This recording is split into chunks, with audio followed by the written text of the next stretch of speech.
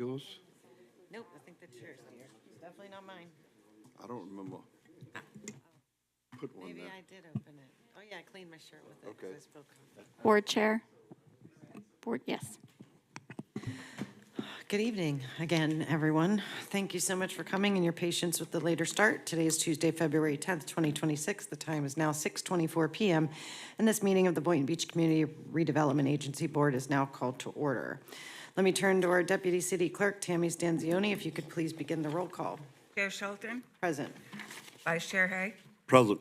Board Member Cruz, Present. Board Member Turkin, Present. Board Member Kelly. Here. Chair, you have a quorum. Thank you. We are now moving on to additions, deletions, corrections to the agenda. Let's begin on my right. Board Member Cruz. None for me, thank you. Board Member Hay. Yes, I do want to move item 14A up to, maybe just after public. The Heart of Boynton, before public, yeah. Right before consent agenda. And after public comments. Item 14A to be discussed there. Right after public comment. Yes. That's it.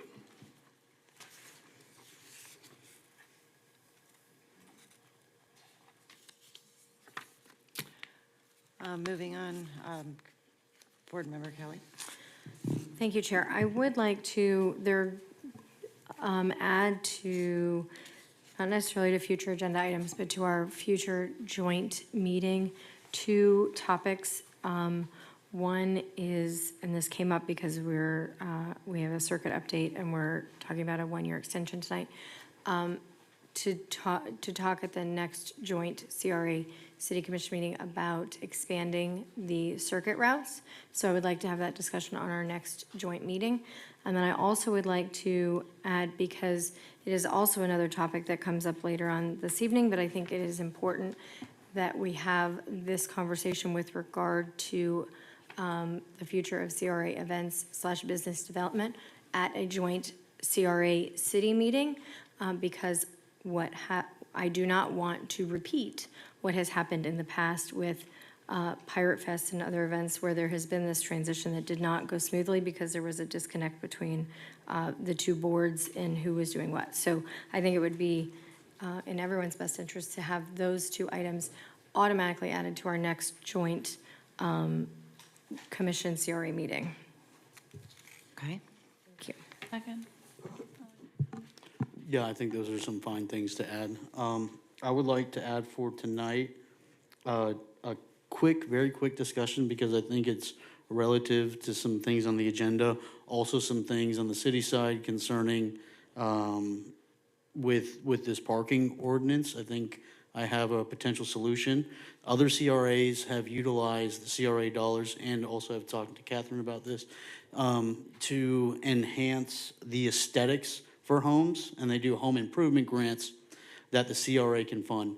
So because there's a conversation about marketing and then also business development, what I'd like to do is start the conversation at a grants program that can help improve, homes that are eligible, aesthetically. I think it's a great opportunity.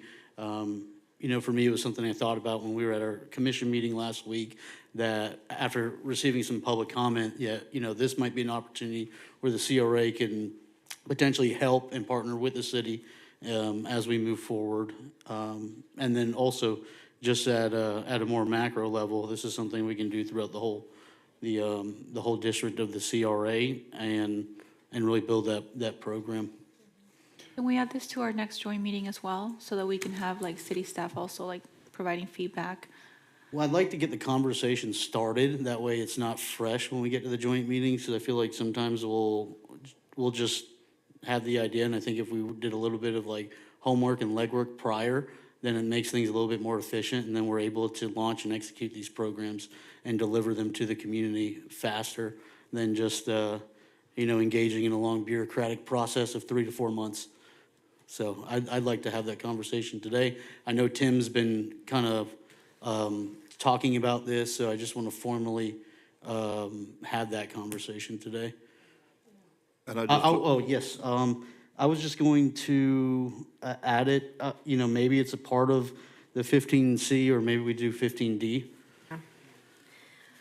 Yeah, I think it's important, especially since we've only extended the deadline on the, not to talk too much into that, but for a month, that we put off the parking. So I think this conversation needs to happen sooner rather than later as well. So I'm Added fine as a with that. 15D.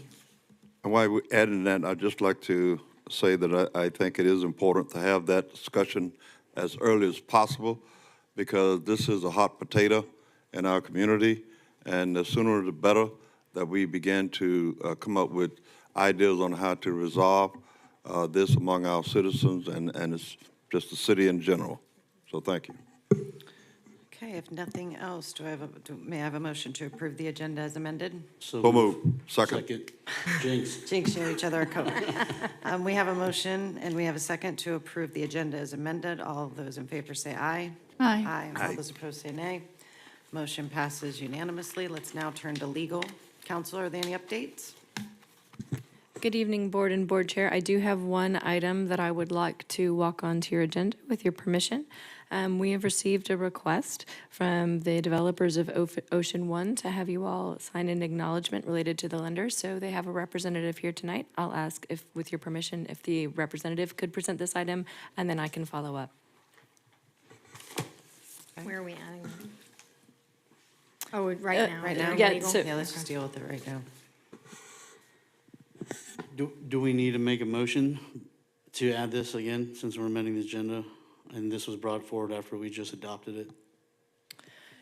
If you would like to discuss it under old or new business, we can do it that way as well. Go, Whatever- sure, go whatever ahead. works. I Yes, just that would wanna be make great. sure- That would okay. be great, Board Member All right, Turner. so motion to approve the agenda again as amended. Second. We have a motion to approve the agenda again as amended. We have a second. All those in favor say aye. Aye. Aye. All those opposed say nay. Motion passes unanimously. You have the floor. Hi, good evening. For the record, my name is Christina Belinkie of Miskell Backman. It's a pleasure to be here before you this evening. So I am filling in for my law partner, Bonnie Miskell, this evening. I think everyone's familiar with the Ocean One project and the tax increment revenue agreements that have been approved by the CRA board. Pursuant to section 10.3 of the agreement, there's language that says the agreement may not be assigned by the developer to record owners without prior consent of the CRA. The developer is currently working on construction loan financing, and this provision came up during the potential lender's review, basically contemplating, all worst-case scenarios, and wants to ensure that in the event there is a default under their mortgage loan, that the lender will be able to step in and receive the benefits of any potential funding, in the future. That's essentially what this request is this evening, and I am happy to answer any questions that you may have. We also have a representative of the lender here as well.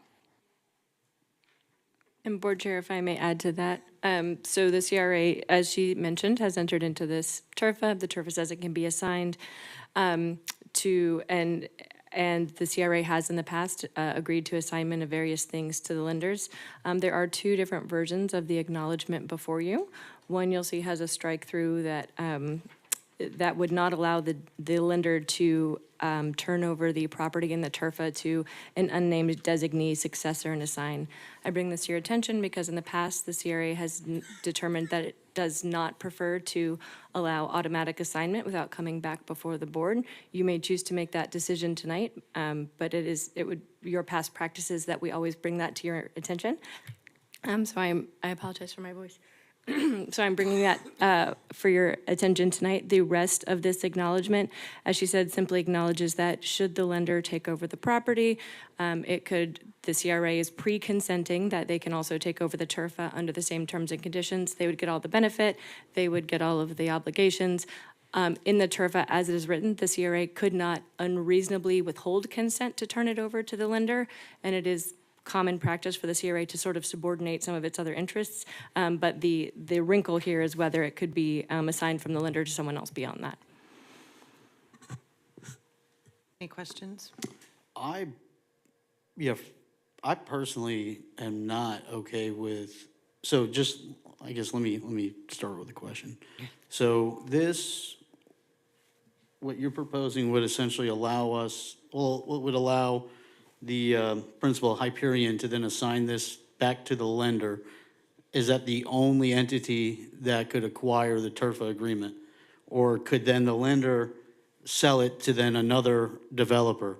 Because I remember building this spin specifically because there was a lot of worry that this entity was going to, collect all of these entitlements and then build a package, and then it would be then designated as someone else. So I remember specifically incorporating this in that initial agreement. And so, I'm a little bit hesitant for this type of decision at the 12th hour. Without getting some more information and without getting commitment that, obviously if the lender can perform the contract, fine, but if it's then given to someone else, I don't, I just have more questions than I have answers, I guess. Sure, let me try to state myself again more simply. So what is proposed is in the event that the lender were to become the property owner, and only in that circumstance could they take over the TURFA. So that's the basic form of the acknowledgement.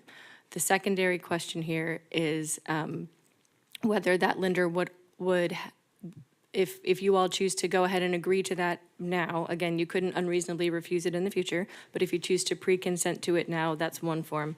The other option is to then allow the lender to further assign or designate someone else to take over the property and take over the terms of the TURFA.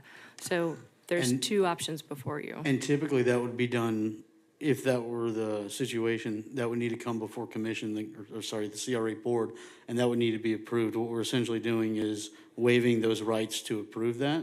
Is that what I'm understanding? So if you all choose to sign the acknowledgement tonight, that means that the lender would not have to come back should they take over the property. That would be pre-consented to. And then they could assign it to someone else. So if the language there is language that would allow them to do that in this agreement, you could choose to approve it with that, or you could choose to say no. If it's going to be assigned further than that, then it would have to come back to the CRA board. Now, you could still not unreasonably withhold consent, but it would require the lender to come back to the CRA board before it could be transferred somewhere else. Yeah, I'd be okay with the lender coming back to the CRA board. I have no issue there, and then taking the contract with the TURFA, but I just don't want to streamline that. So that's just my position.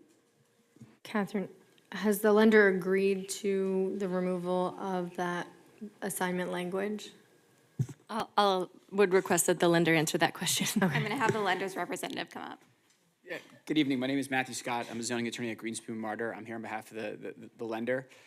We propose the language that allows for successors and assigns because typically what might happen is the lending entity might create a subsidiary entity. And so we wanted to avoid the situation of having to come back. None of the obligations in the agreement would change whatsoever, right? No matter who it is that's here is bound to the CRA for the commitments that are made in the TURFA. And so we were discussing this with the CRA attorney. We understand that might create concern. We hear your concerns. So we're asking to consider allowing for this assignment because the CRA and the city would still be getting fundamentally the entirely same deal and project. That being said, it's not something that we're here. This isn't the hill where you intend to die on. We want to promote this project, and we're working out the loan. This construction loan will help get it started sooner. It's just in our experience working with other CRAs, typically the assignment isn't an issue because the agreement binds whoever it is. But as I said, hear your concern, and I'm not here to fight that point if that is a major concern. We would rather, if this is a sticking point, move forward with the assignment without that language. Any other questions or comments? Catherine? I have one additional thought, and I don't know whether this would be acceptable to you or not, but on hearing that presentation, we could also say that it could be to wholly owned and controlled subsidiaries, which would limit it to be something entirely within the lender's control and not some outside party, if that would smooth the process for you in the future. Absolutely. Okay. That's more than fair. Okay. This isn't a game playing. It's just normally this language is in there, and so that would be great. Yeah, because I think that protects us and not that this is the situation we're gonna be in, but we have had experiences where then, a package gets sold off to maybe not somebody who's actually gonna fulfill the project. And so we're looking at land that has been sitting vacant, for a very long time. And so not to say that that's what the expectation is, but that's what we have to protect ourselves against, is that then it gets sold off to the highest bidder and the highest bidder does nothing with it. And now here we are with an agreement that eventually will end, which is what happened to this land previously. There was a TURFA agreement, it expired, and so now here we are again. So I think it just gives us a little bit of comfort knowing that that we do have that kind of oversight. Totally understand. It's a partnership, and you guys are trying to make sure you know who your partner is. I respect that. Thank you. Thank you. Okay. Okay, so if you all are interested in signing any form of that acknowledgement, a motion with which version you prefer would be helpful. So if it's with the, a motion to approve, and I apologize, I'm on the tail end of a cold. A motion to approve the acknowledgement subject to legal revision to acknowledge that the TURFA may be assigned to wholly owned and controlled subsidiaries. So move. Second? We have a motion and we have a second. All those in favor say aye. Aye. All those opposed say nay. Motion passes unanimously. I was not about to repeat everything you just said in that motion. Yes, ma'am, and thank you for allowing us to walk the item on. We do course. understand that time was of the essence to the Yes, of developer. course. Thank you. Thank you. Okay, and let's now begin informational items and disclosures from board members and CRA staff. We're going to start with you, Board Member Turkin. Yes, I did speak with Mr. Cunningham regarding item 14D. Also, I wanted to thank Chris and Ms. Jenkins for the financial executive summary with the forecasted plan that we have from now until we sunset. I think that was extremely impactful in the vision, and I think it's happy to see that type of foresight. And thank you for providing that great guideline, not just for this board to follow, but also for boards after us to follow, and creates a complete roadmap on what we want to see as far as the vision for Boynton Beach and how we're going to get there. And so I think long overdue, and just kudos to everyone who put that together. Great. Board Member Kelly? No, I do not have any disclosures. Board Thank Member you. Hay? Do I do that? Board Member Cruz? I did receive a call from Billy Cunningham regarding items 14D and E. Thank you. I have nothing to disclose. Let's now look under items under information only. Are there any information only items my colleagues would like to discuss? Chair, I would like to get a very brief quarterly report on circuit on 8A, Great. if we could. Staff, is it Jason? Yeah.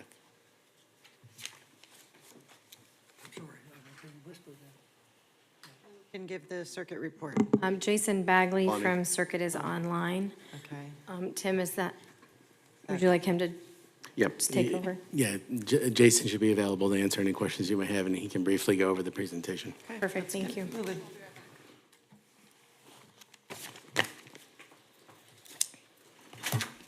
Jason, Hello, can you all hear me? Yes. Okay, great. Good evening, Board and Board Chair. Thanks for having me tonight. Happy to go through our Q4 update. If we have the presentation up, I can, We do. Yes. okay. I don't have visibility on what slide you're on, but yeah, there we go. Okay, next slide, please. Looking at an overview of the program. So on the right, we have our service area map. On the left is the service hours of operation and the total vehicle mix. Next slide, please. We had a couple app updates in the Q4 this year. It's version 20.0.0, now available with iOS and all Android devices. We've completely redesigned the app, so the appearance is completely updated. There's some new location selector and detail screen, with clearer information. But if you've been using the app for a little while, you'll notice that it's been really refreshed. We have a whole rebranding going on with some new marketing members on the team. So getting a lot of new materials out there. We're excited about. Next slide, please. Performance overview for the fourth quarter. So we did over 4,100 total passengers with the rider rating at 4.96 out of 5 stars. The average wait time is phenomenal, 7 minutes and 20 seconds. As a company, we aim for under 10 minutes. You all are well under that. So great user experience. That also tells us there's room for more capacity. So I think we've seen those efforts really, the results show over the past couple of months where there's been a lot of attention to getting some new users on board. We saw a great uptick in Q4 of 2025 over Q4 of 2024, and that continues as we go into January. We had about 150 more riders in January than we had in December, so all things are trending in a great direction. 247 new users per month. And then, of course, the economic impact that's involved with the service is always a great benefit. Go to the next slide, please. So again, here's that year-over-year ridership overview. And what we really want to look at is the fourth quarter, the last 3 bars there, October, November, December of 25, compared to the same quarter in 2024, a 74% increase. So love to see that one. We can go to the next slide, please. And we highlight that yet again here, but on top of that, we also have total unique users growing 56%, and 28% of rides in the fourth quarter were shared rides. Overall satisfaction, again, 4.96 out of 5 stars for the quarter. And the next slide, please.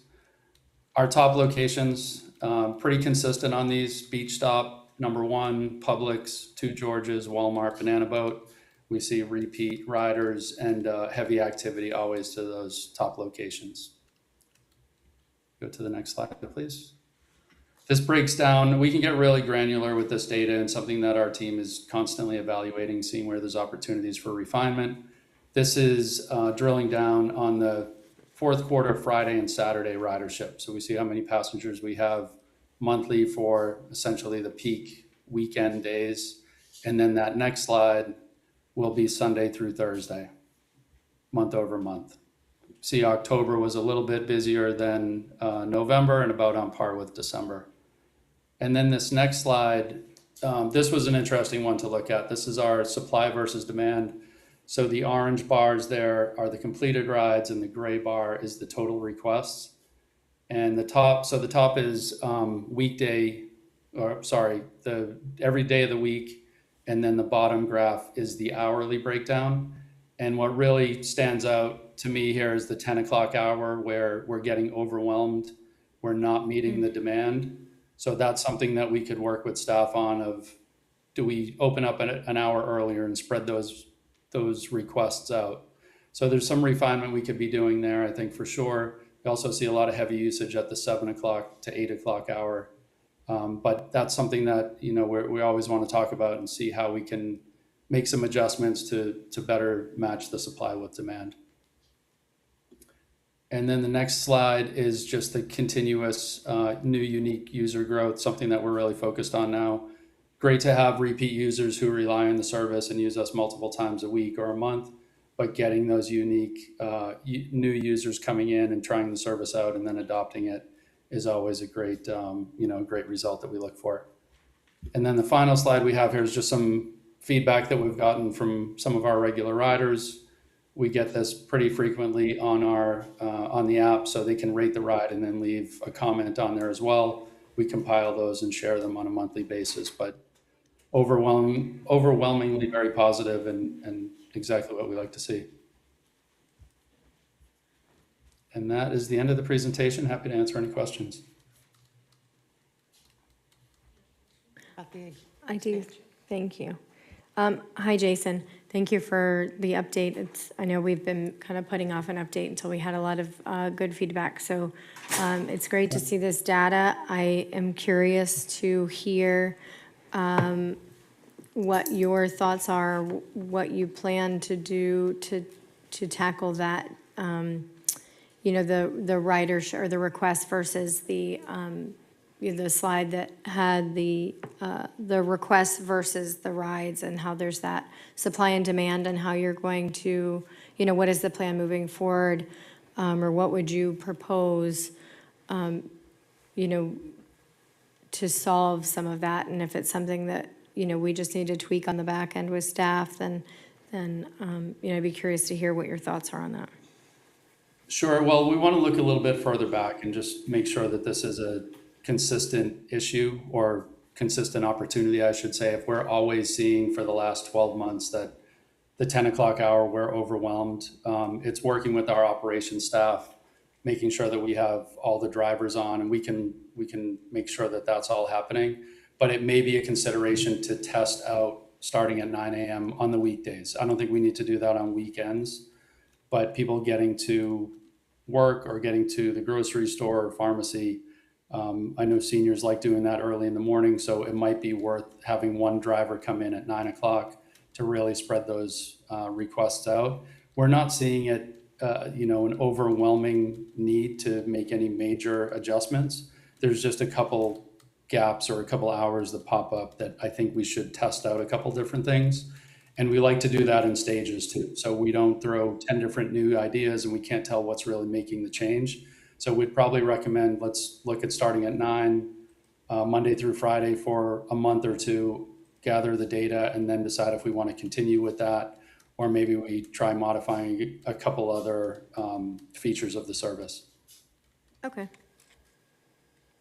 Okay, well, I would, you know, Tim, if you can, and Chris, if you can get with Jason and look at that, I would appreciate that. Because I don't want to, you know, we're continuing to get new users, and if those new users are running into issues where it's taking them longer to get picked up, they're going to find alternative. So I want to make sure that as we're getting all these new users, that we're making sure that the service is as efficient as possible, because then that is what gets people to recommend it and encourages people to use it. And so I'm glad, though, that we continue to see success in this, you know, as a pilot program here. I think we have seen, you know, it being used, and I'm happy with that. So thank you. Thank you. Great. Are there any other items you'd like to discuss? Do we want to get the NOP program presentation or anything? We good? Good. Okay, let's move on to announcements and awards. And there are no announcements. Awards? No? We just, what did you want to chime in on? The presentation for the F. The what? F, item F. Oh, the bond. Oh, hold on, it's not on my, oh, okay. Yeah, got it, Your microphone. big one. Is your mic on? Thank you, Reverend. You're welcome. I'll remind you next time in church, okay? As you know, I've been here for 3 months, and I've been getting my arms around this animal, the CRA. It's complicated. It's got great staff, and you've done a fantastic amount of work. However, I do have some suggestions as to how we might operate in the future on a long-range strategy. So I want to go through that first. So the first slide is basically a summary of, next slide.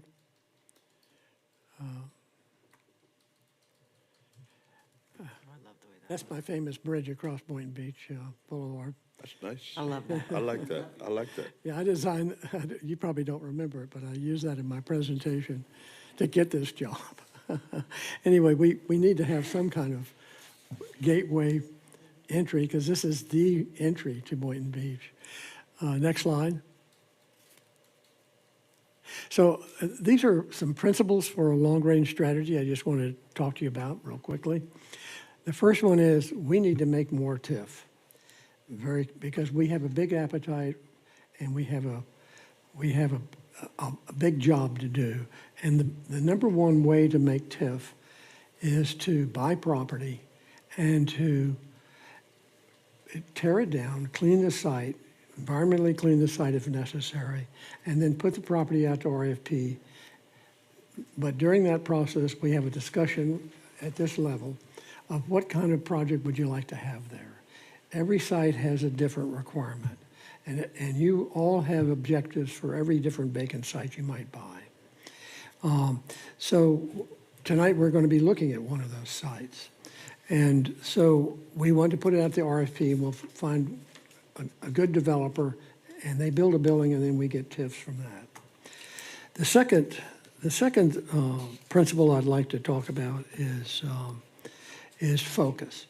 The one thing that we can't do is buy property every which, where, and place. You must focus on a particular area and stay on that area for 5 or 10 or 15 years. And you've done that on many occasions. You did a fantastic job on the Pulte homes. I mean, that's real focus. It took you a long time to buy that property, but look at the result. It's fantastic. So the focus that I recommend, of course, is Boynton Beach Boulevard. That would be both on the north side and the south side. Tonight, you're going to look at an item that's on the south side. And then we've been accumulating a bit of property on the north side, like the Hasner property or the Gracie property, and we'll talk about that in a minute. The other one is the Martin Luther King corridor. Now, the corridor includes not only the Martin Luther King, but it also includes 9th Avenue. And it includes, which will just reference, it also includes, we need to make a connection between 9th Avenue and MLK, because we have a lot of property on 9th Avenue we need to buy. You're going to see that slide later tonight. And we need to run it, we need to either run 2nd Street or 3rd Street through to make that connection, so that people who live on 9th Avenue can walk up to MLK, because that's where really the retail should be, is on MLK. MLK is really, it's another Main Street for this community. And we have really 2 main streets, MLK and Ocean Avenue. So we need to treat MLK just like a main street. So the other one is the Cultural District, which is the focus is Ocean Avenue. That one I feel very strongly about. I made that suggestion several months ago about we need to make that the entertainment district street. I did it in Delray, and there's so many restaurants in Delray. It's unbelievable. But I think we need to make that where we preserve historic buildings, we put restaurants in those buildings, we make this a food center. And one thing that's happening is we've got 3,000 new people that are going to come live here. It's very important. I know this to be a fact, that people who make a decision about where they live, they want to know where they're going to spend their money on retail, particularly restaurants and grocery stores. Those are the 2 main items. So we have a big job ahead on retailing. The other one is Federal Highway. I've been looking at Federal Highway. We have a board member who is particularly keen about North Federal Highway. And so I've really been focusing recently on North Federal. And I know where we should put the grocery store. We should put the grocery store on Federal Highway right behind the CVS store, because there's a left. In order to build a grocery store, you must have a turn from a major street. And most grocery stores only will go on Federal Highway, east of 95. They'll only go it. Look at it. Trader Joe's, Aldi's, Whole Foods, you name it. They only go on those roads, and they have to have a left turn or a right turn directly into their store. You can't go in and then wind around an area and then find the store later. It's got to be direct. So I've been looking at that, and I have called some of the property owners in that area. So I want to make that a real priority in my regime for the next. I want a grocery store here, and it's really important, and I know all of you do too. And it's got to be a high-end grocery store, because the higher end you have, the more people we can suck from the suburbs to come downtown. and that's a fact. Or the more we can get people who live on the barrier islands to come over here as well. The other principle I want to talk about is something, and I learned this from one of our board members, and I totally concur with this. We need to continue to buy as much intracoastal property that's available that we can. We recently funded the expansion of Harvey Orr Jr. Park, and I went over with the city manager one day to look at that site, and it hit me in the head, and I said, this is where we need to have several restaurants. We need waterfront restaurants in Harvey Orr Park and in the Intercoastal Park, because we need this, then we will become famous. And many of us have been to Jupiter, where the Jupiter Inlet is. When I first came to Florida, I lived on the Jupiter Inlet, and there are many restaurants. And I know many of you have been to Guanabana. We want to make this a Guanabana location. And also the other one is, if you've been to Miami River, along the Miami River in Miami, the 1, 2, 3, 4, 5, 6 restaurants on the Miami River. It's a food mecca. This is what we need to do for our waterfront properties. So we did the acquisition for the city of the piece of property on Harvey River. There are now some additional properties on that block that we can buy, and we're going to recommend that we start slowly, carefully, and judiciously buy more property and add it to Harvey Orr Park Jr. The number 4 I kind of talked about because it's part of the cultural district, and that's Ocean Avenue. The number 5 is a very expensive proposition. But one thing I think we need to work on, and I'd like to work on it, I'll take it on with Tim, and that is we need to beautify Seacrest Boulevard. This is a ridiculous street. It really is. And the county owns it, and we need to lobby the county to let us take that road over. When I was in Delray, we got the FDOT to give up 4 blocks of Atlantic Avenue in Delray. Delray owns those 4 blocks, not DOT. When I was in Pompano, we had a lunch with the district director of FDOT. We took over all of Atlantic Boulevard in Pompano and all of Dixie Highway. And it's the only way to go is you must own your own street to make it what you want it to be. So that's what I'm headed for. So next slide, please. One thing we're beginning to do now is we're beginning to write. If you look at number 2, the update of the Boynton Beach CRA, we're beginning to write internally the Boynton Beach CRA plan. And one of them is through this acquisition strategy. So that will go, these principles of redevelopment and the acquisition strategy would go in that plan.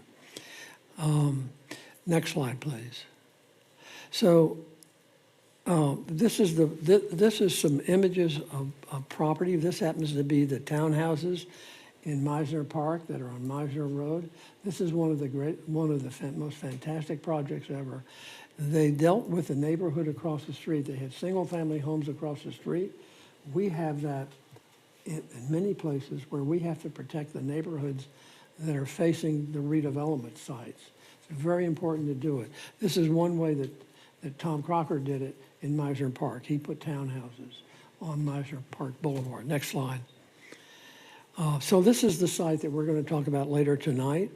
And I think that we need to protect the houses in Forest Park. It's very important. So the 3 red boxes are properties we don't own, and we're going to discuss one that we have under contract, 457. And we delivered a contract to 415, but we have not gotten a response yet. But I just want to let you know, my eye wanders sometimes because I see other opportunities, and that is the red box on the bottom left.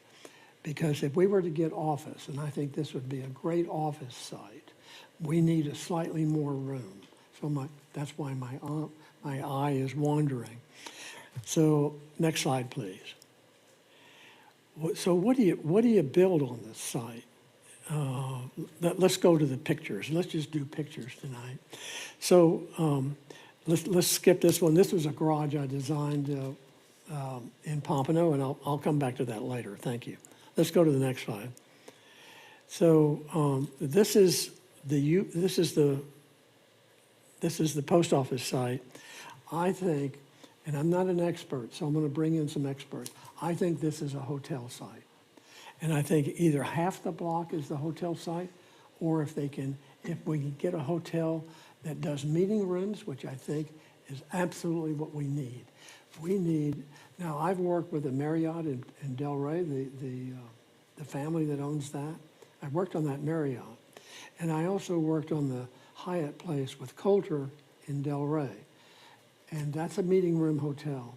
We need a meeting room hotel, and we need the whole block. And the one thing you have to do with hotels today is they must be jam-packed with amenities. You know, lazy rivers, whatever they are. Great food, a lot of meeting rooms, and it's an entertainment center. Right across the street is a multi-million-dollar project that we are paying for, this CRA is paying for, and that's our Performing Arts Center. This hotel will serve that Performing Arts Center. Next slide, please. Next slide. I'm going to show pictures only. So I said we start working on the front of that, and then later on, as we begin to bring in hotel developers to look at it, we buy the back half. We do it in phases. Next slide. Next slide. So this is the Hassiter property. We own the one that's in blue, and I think that we got a call on 413 West Boynton Beach Boulevard. I'd like to buy that one, and we make it bigger. I don't know that we can buy the one at 401 because that's a shopping center. It's mucho dollars. However, the reason why I wanted to expand this one is that if you approve the item on this agenda for the 14, now it's 14 parcels, we want to go immediately with, I have a nickname for Teresa, I call her the landman. We're going directly to negotiate with the owner of the subway to begin to swap property. I'd like to see office on this side of the street. I shop at Captain Frank's. I've talked to him. I said, would you move next door? Yeah, I need more parking and I need a bigger space. Well, there you go. What a great tenant, Captain Frank. He's the best fishmonger in this county, frankly. Don't you agree? Yeah, next slide, please. Next slide. So this is the other one, which is the Gracie property.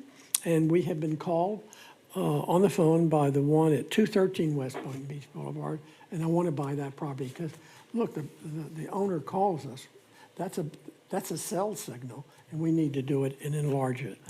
So I don't have a concept for this, but it could be office and or retail. Next slide. Now, in my discussions this last couple of weeks with the Morrow brothers, they own property all over Boynton. They own these two sites, red sites on the left, and they called me up yesterday, and they said, would you like to buy those? They were thinking of, now this is a very important discussion because they came in to talk to us about doing a live local. Can you imagine a high rise on that site? I thought to myself, oh my God, I'm gonna have to talk to Board Member Kelly about that. Turkin, I can't imagine. So I said to the guy on the phone, I said to Mr. Morrow, Tony Morrow, I said, yes, we'd be interested, okay? We want to get rid of, we do not want live local. This is what happens in live local. You know how tall the building was going to be? Well, you know, it's going to be 100 feet. So next slide, please. Quick question. Yes, ma'am. About this, the 306 and 301. What's the zoning on that? Because it looks residential from the Mixed use, I think. zoning on both of those. I think anything on the boulevard. I don't know what the current zoning is, but the recommended future land use per CRA plan would be mixed medium, We may mixed have use to- medium. Yeah, I think he's answered it. It would be commercial, but we might have to go get it rezoned. But we're the ones But that it's you. commercial as of now. We can find out for you. I don't know right off the top of our head. Yeah, those are important things too. That's a good question. Thank you. Next slide. Next line. One thing I've done is I worked on, when you back up to that slide, I had an idea that maybe one day you might consider a food hall somewhere in Boynton Beach. I'm working this food hall until I came to work here. I worked on this. This is a cigar factory in Bartow, Florida, and I did a complete study for Bartow last year, and this is the concept of the food hall. I'd like to call up the operator and see if he would come and see if he'd do. The operator has got one in Mulberry and one in Lakeland. He's an incredible operator, and he's going to operate this one. And I'd like to have him come in and see whether he'd be interested in Boynton. It's kind of like bringing an expert in and seeing, do you think Boynton could handle a food hall? But you have to have the right operator. Delray tried it and they failed because the operator didn't know how to run a food hall. You have to have somebody who knows how to run it. Next slide. Hold on, that site looked a lot bigger than what 211 could handle. Oh, I know. Oh. I know that. I'm gonna have to find a site for it. I got you. But I want to know whether he thinks that, I want to bring the operator in and see if he thinks we have the potential for a food hall.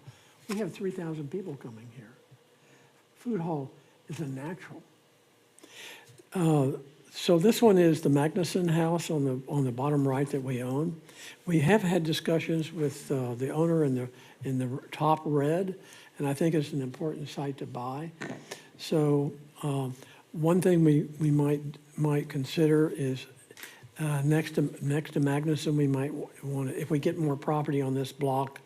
This is our downtown cultural center block. We might move another historic house here and put a restaurant in it. This is the beginning of Restaurant Row. So next slide. So these are some buildings that our firm designed for the city of Bartow. They don't like tall buildings, and they like traditional architecture. So we had to go through. I just wanted to show you the style of the architecture. To me, this is not an offensive style. It's not tall. It's very much like Sunday Village, which you're going to see a picture of in a minute in Delray. So I just wanted to tell you about this, and maybe we can get a building type like this on that block of the slide preceding these pictures. Next slide. So this is the other Main Street. This is going to be another 10 or 15 or 20-year acquisition area, although this last week we did get a call from one of the property owners on 9th Avenue to sell. So we're gonna start working on this.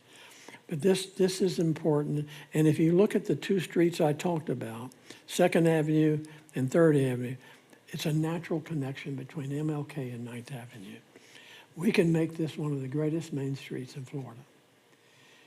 And I think that would keep Bonnie Nicklian busy for many years with her retail expertise. She really has it down. So next slide. Next slide. So this is the Hall family and the Marrow properties, and this is where I said I really want to get a grocery store, and this, of course, is Whole Foods on Linton in Delray Beach. Next slide.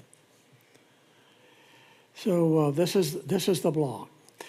Now I'm going to introduce the concept of something that's a little controversial, but for those of us, including Commissioner Turkin and myself and others in this room, I'm a veteran and others are veteran. I'd like to move Veterans Park.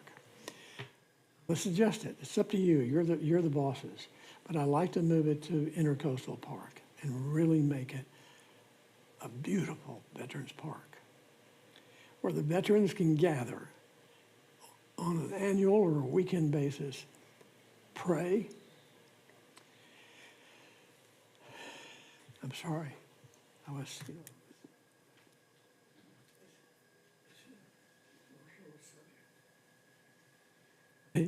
We need a better park for the veterans.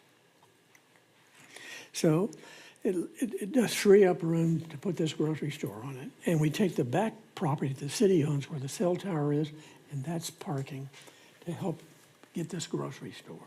Next slide, please. I'm sorry for the motion. So this is the Sun Trust site. We've had conversations with the future owner of this site. And so I'm just bringing it up to let you know, it's not, I don't know what to do with this site. The city has suggested what to do, that we buy it. It's going to be very expensive. We need to be very careful about this site. I did suggest to the city that they consider looking at the SunTrust Bank building. It's 10,000 square feet. If they want to move the Parks and Rec Department here, maybe they could remodel this building and get use out of this building. This is an expensive building. Banks are like a fortress. And it might be a very good solution to the Parks and Rec Department with a remodel. And then the back would remain surface parking for a while. It was suggested to do a garage, although I'm going to talk about a garage in a few minutes. I don't think it's the best location for our first garage. Next slide, please. Next slide. So this is our marina. That's Marina Village, and then that's Ocean One's property on the far left, and this is the famed Financial Plaza, the office condo. I have met with two of the groups of owners. One owns 13 condos, one group owns one. I call Related, who built Marina Village. I know Related's building in Pompano, and I'm trying to get them to come look at this, to tear it down and go build another building. Related's the one to do it because they built the one next door, and if they were to build a podium building, this is my imagination, but this is how I work. They could do a podium building with public parking and private parking. We need public parking on this side of Federal. We need at least 1 or 2 additional floors. And we could either lease the public parking, and eventually we could do a lease purchase. But we need to get somebody like Related. Now, Related is building on a site in Pompano that I was involved in. They're building a W hotel, and they're building a condo. They only build condos for the most part. And they know how to build a condo. They could get above above the top of Marina Village, and they could see the Intercoastal, and they could see the Atlantic Ocean. So that's my solution. So they could put 2 towers up there within the zoning limits, and they could do a hotel if they wanted. So anyway, I'm talking to them about it. I don't say that my conversation is a 2-way conversation yet, but it's at least a 1-way. That's me talking. So next slide, please. Next slide. All right. Well, this is my other favorite subject, and that's waterfront property. And we bought 670 Oak. Can you imagine a restaurant on that site? Yes, I can imagine.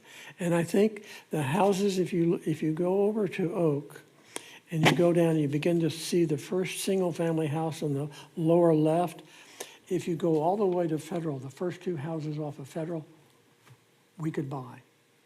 So now they're not cheap, but I think that we could begin to have the conversation with them. And I think this park needs to be enlarged. And I think you could end up having more than 1 restaurant. You could have 2. You could have a Guanabana. You could have all kinds of seafood restaurants. It would be a destination. but the destination would not be 5 miles.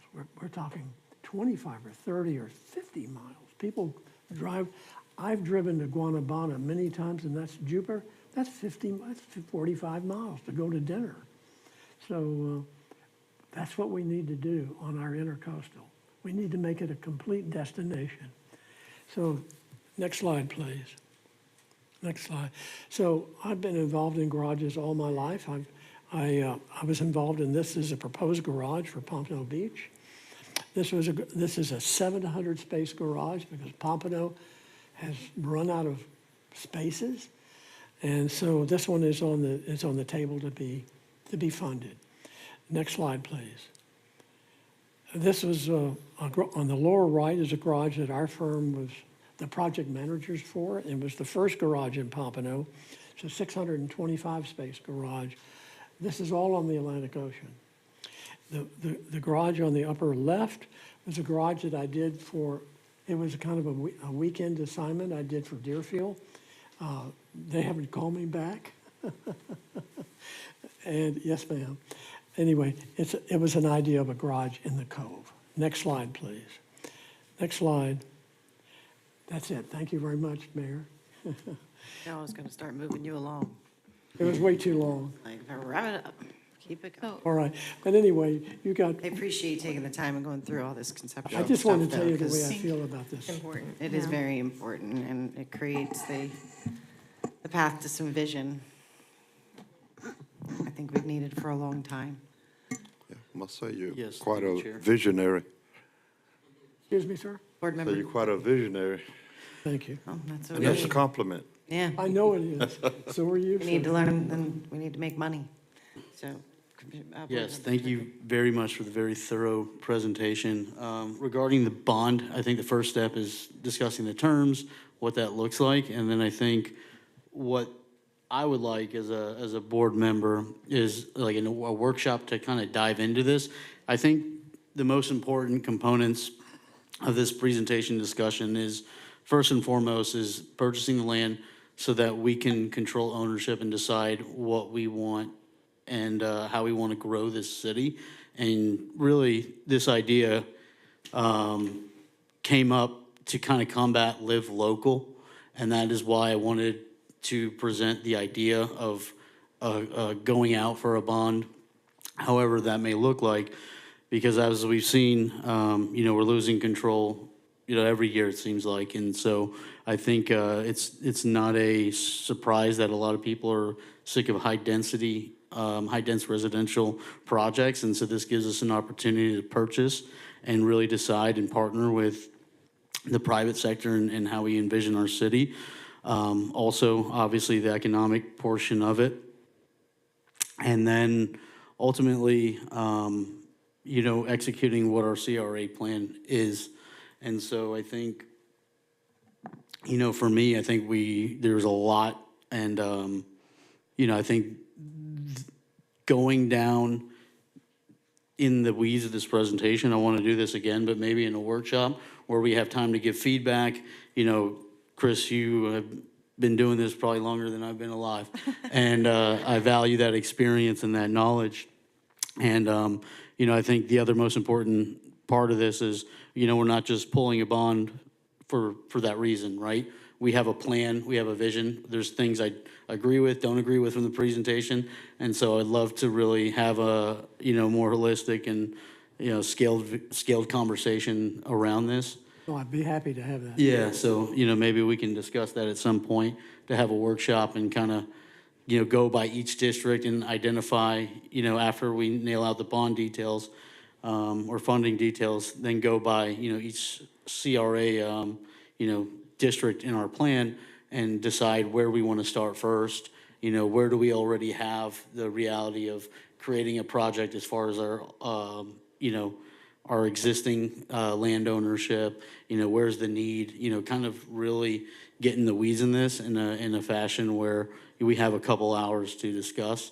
But I do admire and I appreciate that we aren't just willy-nilly it, and that you've created a plan. And, I think this is, a great start into really reshaping our city, not just from what the CRA plan, the strategic plan mentions, but from the feedback that we've gotten over the last 5 to 6 years for the rapid development and density that we've seen throughout all of South Florida. So thank you. One thing I did like about it is it really did include every part of the CRA. And so I feel like you're right, we do need a workshop on it, and we do need to prioritize where, but I love that it was every part of it, and it wasn't just focused on one area. So, do you have any comments? No, I agree. Wanna- I think that a workshop is best. I think there's some amazing ideas, and then there's some, I think it comes down to prioritizing Great. and what we can do. And, like was said earlier, the concern with Point Beach Boulevard being mostly commercial, I think I did look up those two parcels. One is zoned vacant commercial, and the other one is zoned multifamily. So I think there is a way that Live Local can get around some of those zoning concerns. So, I think we do have to prioritize those areas that we're in fear of having a multifamily Live Local project go up. So I think that those are, important priorities to really make sure that, especially along our Boynton Beach Boulevard corridor, where it's, it's a key entry feature into the city, what do we want to see there? And then we need to run with that and own it. And because if we don't, like we know, somebody else will. And then we have, if it comes to Live Local, we have no control. So those are my thoughts. I'm excited to continue to have this conversation and learn more about, the funding options and what's out there and what the plan is. So thank you, Chris. This was very thorough, but it's all exciting to see, what could be the vision for certain areas in our downtown. So thank you. Definitely think this is a Saturday morning workshop, Yes. Agreed. where we're all bright-eyed and bushy-tailed, Bushy-tailed, ready for it. fresh with coffee. I'll bring a quick thought over. There was a comment made earlier about Live Local, and I want to make sure that we're being transparent and accurate with the comments that we're making, because Live Local only applies to commercially zoned properties. It does not apply to other zones. So I just want to be mindful of that. A lot of the, and thank you, Chris, for putting this together. At the same time, not every single property that was presented today is zoned commercial. Therefore, not every single property on this presentation today has the danger of becoming a Live Local project. Yeah, you were just talking about the ones on Boynton Beach Boulevard. That's what I thought. Just wanted to bring clarity. Another thing I'd like to see is long-term financial planning. How are we planning to pay back the $30 million proposed today in addition to interest? We know that we have TIF agreements that we've agreed to for multiple projects, and that's gonna reduce our funding in the future. So it's just something that comes to mind. I'm not saying that we are able to do it or not. I'm saying that I would like to see more details and look at this holistically. It's an exciting opportunity to be able to purchase certain parcels. There are some good ideas in there. At the same time, it is a lot. And as mentioned earlier, we do have to prioritize. When this was first brought up on the dais, it was discussed as a bond discussion.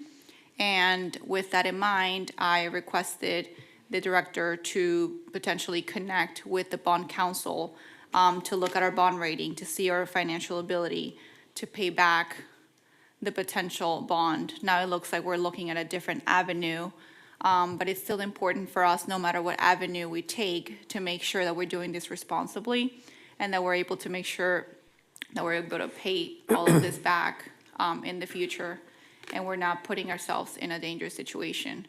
One more thing I want to say, as we're purchasing property at full price and paying interest on it, I want to make sure that we're not giving away that land for free in the future or at significantly reduced cost, because that's not something that's going to bring us money. And if we're looking at maybe providing incentives, which are good in certain instances, we do want to be mindful of potential TIF agreements going forward if our goal is to make money. So I just wanted to put all those things that were on my mind on the record. Thank you. Board Member Turkin. Thank you, Chair. Chris, in that executive summary that Ms. Jenkins had sent out, doesn't it include the TIF repayments for future projects? It does. As well as the potential repayments if we were to utilize this bond money? So I think if we actually did our homework and looked at this full-scale financial analysis, we would have all the answers to our questions right in front of us. So if you haven't, I would urge anyone who hasn't done a deep dive into that to do so, because it's very telling, very educating, and it creates a realistic plan that is objective. And, you know, I think it's hard to argue when you have the plan set in stone and at least a concept of it. And again, this is, from what I saw, was just a conceptual with this this financial plan, considering, you know, the budget not just annually, but, you know, year over year over year, then at 3 years at a time, taking into consideration the existing TIRFA agreements that we have. And so I would really advise my colleagues to take a look and deep dive into this so that we're all prepared moving forward with any decision that we make. Especially before the workshop.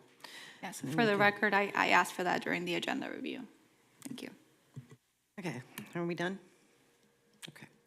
Thank you, Chris. Thank you. We will get the date for our workshop. Do you want to do that now, or do you want to? Okay, we'll do that another time, but we will get it on the agenda. Okay, we're now moving on to announcements and awards. There are no announcements. So any awards? No? Okay. Let's move on to the next portion of the agenda, which is public comment. Public comment section of the meeting is for public comment on all items of the agenda or items that are not on the agenda. Each speaker will be given a total of 3 minutes to comment on all items on the agenda.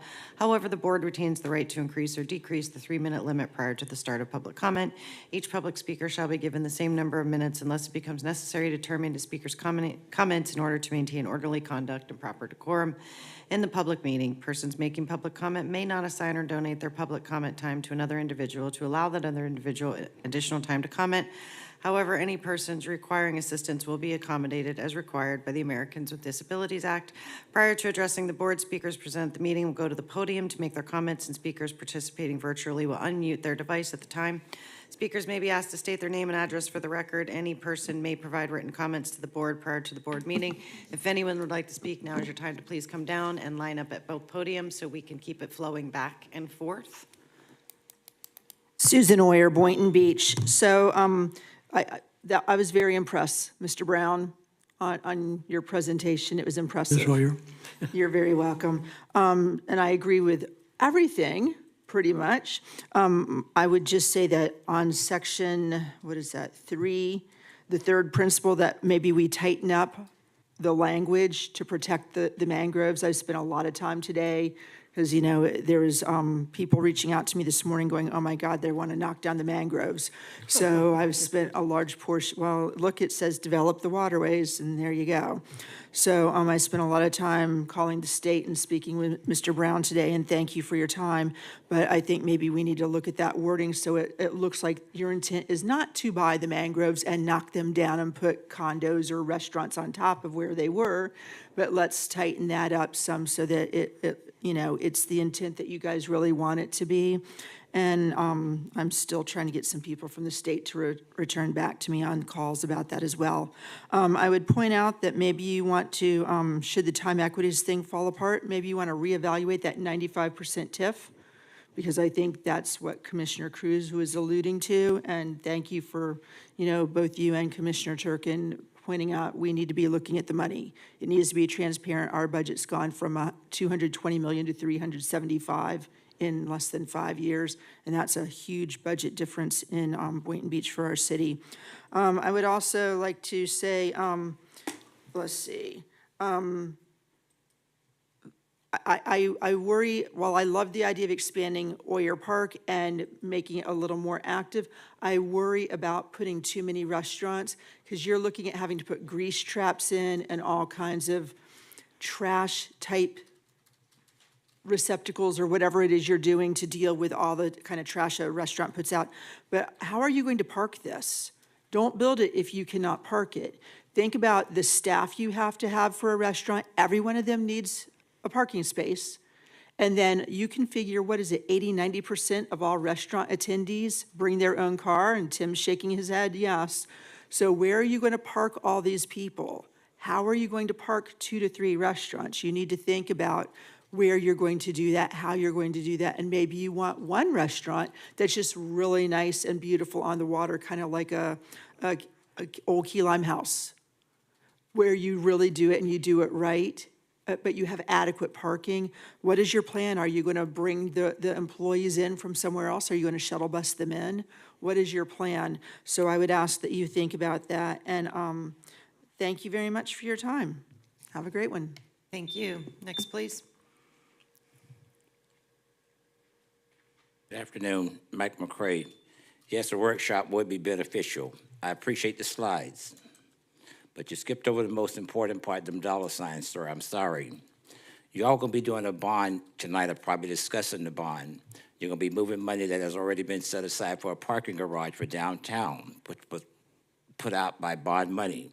And you wanna move that money in order to help do some of the things you all want to do. We promised the citizens of Boynton with that bond money that we would do a parking garage downtown. That is my concern. Mr. Brown, you'd like to talk about what you did in Delray on Atlantic Avenue. I guess you didn't see the news a couple weeks ago. They're talking about about the noise ordinance. You have neighbors that's gonna be living here. They're not gonna be moving, sir. You do need a workshop. I did not get a copy of your presentation, but I requested one. Coming on, I need to know what is going on before I get up here. Not after I get up here, sir. I will be the next elected official that would in this place. Thank you. Do respect me. Next, please. It's Mark here, George. Chris, as someone who's read the book that you and Kim did several years ago, I encourage all board members to read that book as well. It is very insightful and it will give you a lot of knowledge. Secondly, one of the jewels that we have in this city is our marina. And for several years now, we have thought about expanding that marina. And we have the opportunity to do it very cost effectively. I urge Chris for you to get with our dock master, Brian Smith, and let Brian present what his idea, because it is very cost effective to expand it and make it one of the finest marinas in South Florida. I have gone over this with him in detail, and it is doable, and financially it will pay dividends several times over. In addition to that, check out our bond history. We have our CRA has paid off bonds early in the past. We have a very good bond rating, unless you guys have done something in the last 3 years that I'm not aware of. But we have an excellent and we have great people. Vicki Hill has, in her entire history with the CRA, has had clean audits every year. There are very few CRAs that can say that. Trust me, you have an expert in-house and resources outside with bond experts. Do it right. We've done it before. We can do it again, and we'll do it right. Thank you very much. Yeah. Online? No? Public comment is now closed, and then we are moving on to 14A that you wanted us to move up. Yes. Mayor, just, and Tim, George Leon is online to speak on 14A if we have any questions. Thank you. Just so you know. Right. Bonnie Nickel will be opening this item for you, unless, Woodrow, you wanted to. I want to say a few words first. You know, we've had some great ideas about how we want our city to look and workshops to work toward that end, and that's great.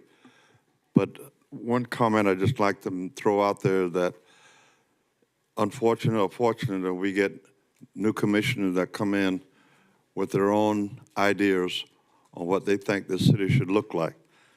And we have a tendency to put these great ideas and others on the shelf, and we go after the new idea. I would like to see in the future, and this is generic to some degree, when candidates run, that they commit themselves to a city plan rather than their own agenda. I've been around since Adam was a boy, and I've noticed that many times, and everybody have different ideas what they want to see, and that's good, okay? I don't want us to not have vision, but there should be a master plan that we have committed to on how we want this city to look. Too often, we just change, and we never get it done. I'm happy to see and hear the direction that Chris has laid out. Excellent presentation, but I just want us to commit to it. And the workshops that we're going to go to will be an opportunity to lock those things in place. So I just wanted to say that. As far as this particular item on the table, Want to have let Bonnie, me, huh? want to have Bonnie do it? or Yeah, you got questions Bonnie's first? I'm gonna call on her in a minute, okay, if you don't mind. All right? I'd just like to say, we all have some level of frustration with the project over on MLK Boulevard, known as the heart of Boynton Village, in terms of the completion timeline, things that's supposed to get done and they're not done, and for some frivolous excuse. So I have a very vested interest, not only because it's in District 2, because for too long, that area has been vacant. It's been an eyesore for God knows how long. And here we have an opportunity. We've done something, but we seem to be dragging our feet. So I called the meeting between the developer, Lewis, along with his staff members, and along with our CRA people, Tim and Bonnie. And we had a heart-to-heart talk, a long discussion, if you will. But, you know, I can't describe to you all the goodies that came out of that meeting, but I wanted to ask Bonnie if she would come and sort of highlight, summarize, give us a status report, whatever package you want to give us.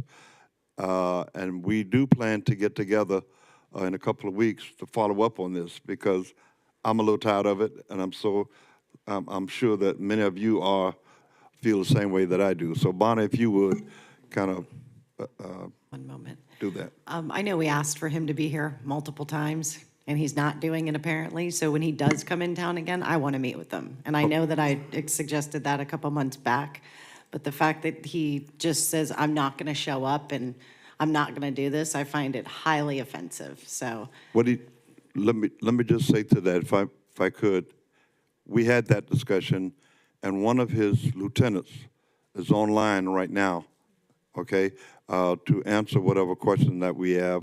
And if he needs to come, if we can't get this resolved and what we've set up with Bonnie and Tim and et cetera, then we take those actions like you were saying, Mayor, and maybe go the route that we have to go. That's sort of where we are. So that's why I asked Bonnie and Tim or whomever to kind of summarize what came out of that meeting and the status on where we're going at this point. Chair Bonnie Nicklin. Is that okay? of course. Okay. Bonnie Nicklin, Grandson Project Manager. Yes, we did have that call. Staff had reached out multiple times from our phone numbers and was unsuccessful, so Board Member Hay was able to try and got a hold of him. And I will say the world of difference has been his commitment to have on-site supervision. Hands down, that has made the past 2 months speed up tremendously with the progress we've seen. We are really close to having COs on 2 units. We're having a final walkthrough on 108 tomorrow, which is the NOP, and 106 is just a week behind. I mean, we are on the final punch list touch-up items, so it's really exciting to see those units move. We've had tremendous progress in 105 and 103 lately with drywall, paint, trim work, doors, the tiles coming in. We had the walk-in cooler installed in the first restaurant today. So there has been significant progress, and we have that commitment that we will have on-site supervision because they're there to help answer the questions and have multiple contractors addressing multiple disciplines at the same time. So that's been the biggest change for us. And so we have his word that we will have that on-site supervision until these units are done. Unit 102 just signed a contract and their permit's ready, so construction should start on the urgent care within the next 2 weeks. And Unit 101 is the bakery. They're still in their final design plans. So staff is hopeful that progress will keep the pace. And the tenants have been, feeling better about the situation as well. And just keep in mind, the photos and the images that you're seeing right now are at least 2 weeks behind. And I do believe we have George, who's the online. George is RS Construction. He's the main GC for the project. He's available to answer your questions at this juncture. Just for clarification, he's with the GC, but he's not an They are- agent of Centennial Management, right? They are a developer builder. Okay. They're a developer builder, Okay. so yes, George is, But they're he all. handles the construction, and I think the issue here is a little bit above that. I think it's more of, hey, this, the principal, I forget the gentleman's name. Centennial had received, what was the total amount, all included with TIF and If you land considered acquisition? land, TIF, Everything. the city, it's about 8 million. If $8 you, million couldn't show up to a commission meeting, CRA meeting, when I think we've been asking for this, maybe even online. I feel like the CRAs in the city have acted in good faith, and I would just like to see this returned. I don't have any questions, but I just wanted to, make those comments, because I think sometimes no action and saying nothing is saying a lot. Okay. Here, Thank real you. quick. Thank you, Bonnie, for the update. And I'm glad to see progress. I won't continue to repeat my past sentiments, but, we are finally seeing progress. And so, I look forward to welcoming, the tenants into their suites when they're complete. But until it's done, I just sit with a question mark as to when it's going to get done. So I'm glad to see progress. I'm glad to see that he is standing by his commitment to have somebody on site to monitor and make sure that things are progressing and that there is work being done every single day. Because, like I said the last time, the apartments are full and they're collecting rent, and here we are with tenants who are not in their space for 354 days. 354 days, people, that's where we are. So it will be a year in just 12 days, which is just unacceptable to me. But I'm glad to see progress. I am glad to see that we're moving forward. I would like to get another update at them, just putting it on the record that next month I want to see us actually having COs on and people moved in and having ribbon cuttings and being excited about what's to come. I'm hopeful that we will see even better news next month. But, thank you. So thank you, Bonnie, for your commitment to, to these tenants and to making sure that they're taken care of and that, and it's getting done. So, and for bringing it to us, months ago to make sure that we could address these issues. thank you. So, Thank you for your support. absolutely. Thank you, Chair. All right, moving on. Moving on with the consent agenda, are there any items? Thank you, Bonnie. Any other items my colleagues would like to pull for discussion? Yes, no. Motion to approve consent agenda. Second. We have a motion to approve the consent agenda, and we have a second. All those in favor say aye. Aye. Aye. All those opposed say nay. Motion passes unanimously. I just want to, real quick, Chair, there's, I know that there's people in the audience that were here on consent, so I Right. just want to say thank you, and congratulations on your grant program Yes. applications. Thank you for sticking with us till 7:50. I'm sorry it took us so long to get here, but thank you for coming tonight, and we're excited about your businesses in our city, so thank you. Thank you. All right, let's move on to the CRA Advisory Board. I'm going to turn to our staff. Could you please give us an update on the CRA Advisory Board?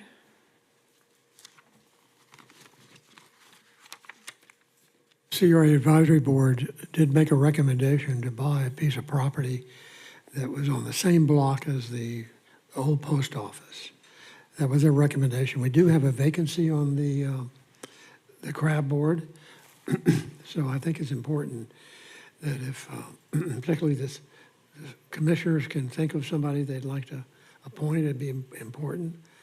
You know, I've always thought that crab boards are kind of difficult for staff because, but then it's a form of public engagement. So it's really important to have it because these people are kind of like ambassadors of public engagement.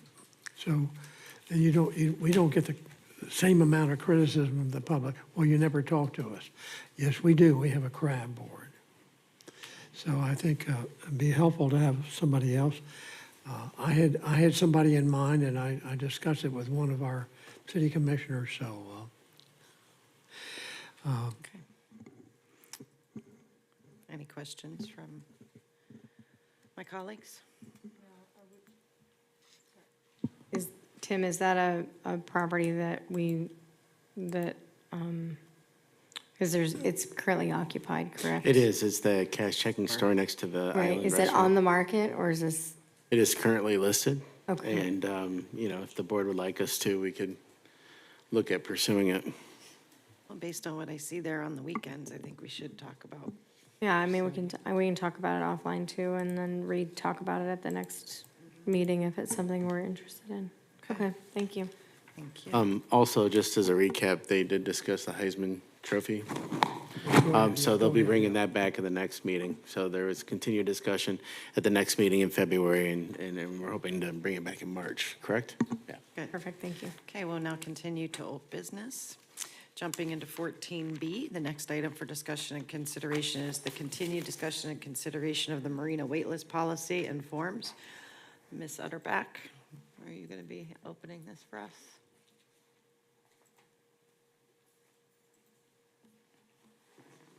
Reese Utterback, Development Services Manager. We brought this back to you guys last month. I think legal went over it and tweaked it according to the board's direction. And now we're looking for any further discussion or approval.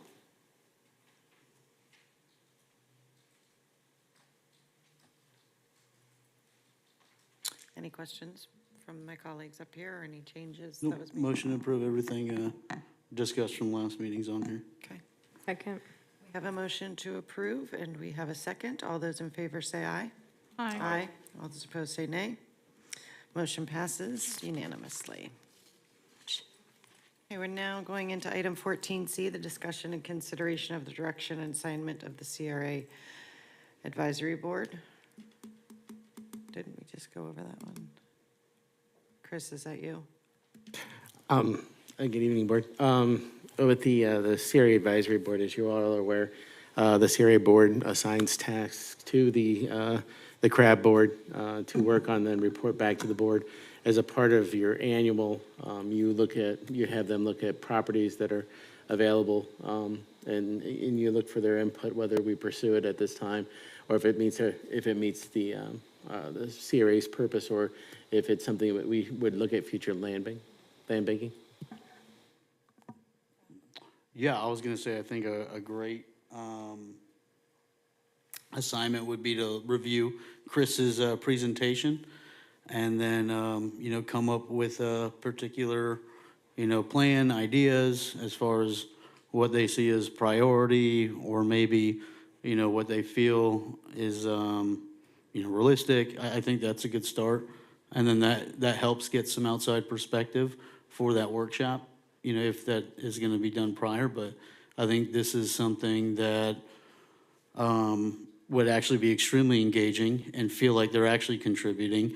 I met with a former board member over at the Little League ceremony and just felt like, it was not a waste of time, but, wasn't as effective because a lot of things fell on deaf ears. So I think this is something that we're working on now and that we could provide to the CRAB board to then get some feedback and help make some decisions. So I think that's a huge opportunity. It might take more than one meeting and, could be a very, impactful assignment. Yeah, and then to piggyback on that also, we're talking about, we're coming up to the budget. Obviously, that's part of their, they usually are reviewing our budget and all that, but on to that end also, reviewing kind of the financials that Board Member Turkin was talking about our, future and, kind of the status to really learn budgetary wise when they're looking at that presentation, what then, how they can contribute to the priorities of the CRA too and provide that input. So I think anything that we're kind of talking about reviewing in the next, couple of months are all very helpful for them to review and kind of give some feedback to as well. Like you said, board member, I've sat on advisory boards and you never want to feel like you're just giving them things just for busy work. And so I think when we're talking about our annual budget, we're talking about looking at bond options, we're talking about priorities of the CRA, who better to also contribute feedback than residents of the city and the city as a whole being on that CRAB board. So. Excellent. Any other questions? We're ready to move on. Yeah. We got direction, consensus, feel good? Do you need anything? I believe we have direction. Okay, good. Next item is the continued discussion and approval for the purchase of the, would it be the 13 parcel or 14 parcel now you mentioned earlier? It's 14?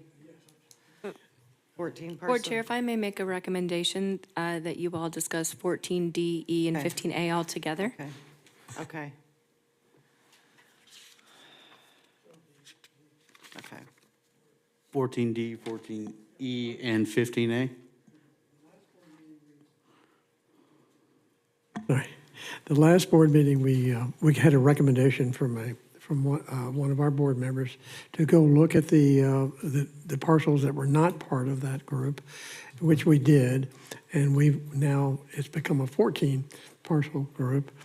And we also did make the effort to make an offer on the second parcel that was in that group. We have not heard back from them. The owner was out of town. The son received the offer, and they said they'd get back to us. So we actually have somebody that's helping us work on that acquisition. So I will be talking to them this week or next week. So I think it's an important acquisition, and all of them are important. So it'll make an incredible development once we all get together later and decide what is it we want to do here.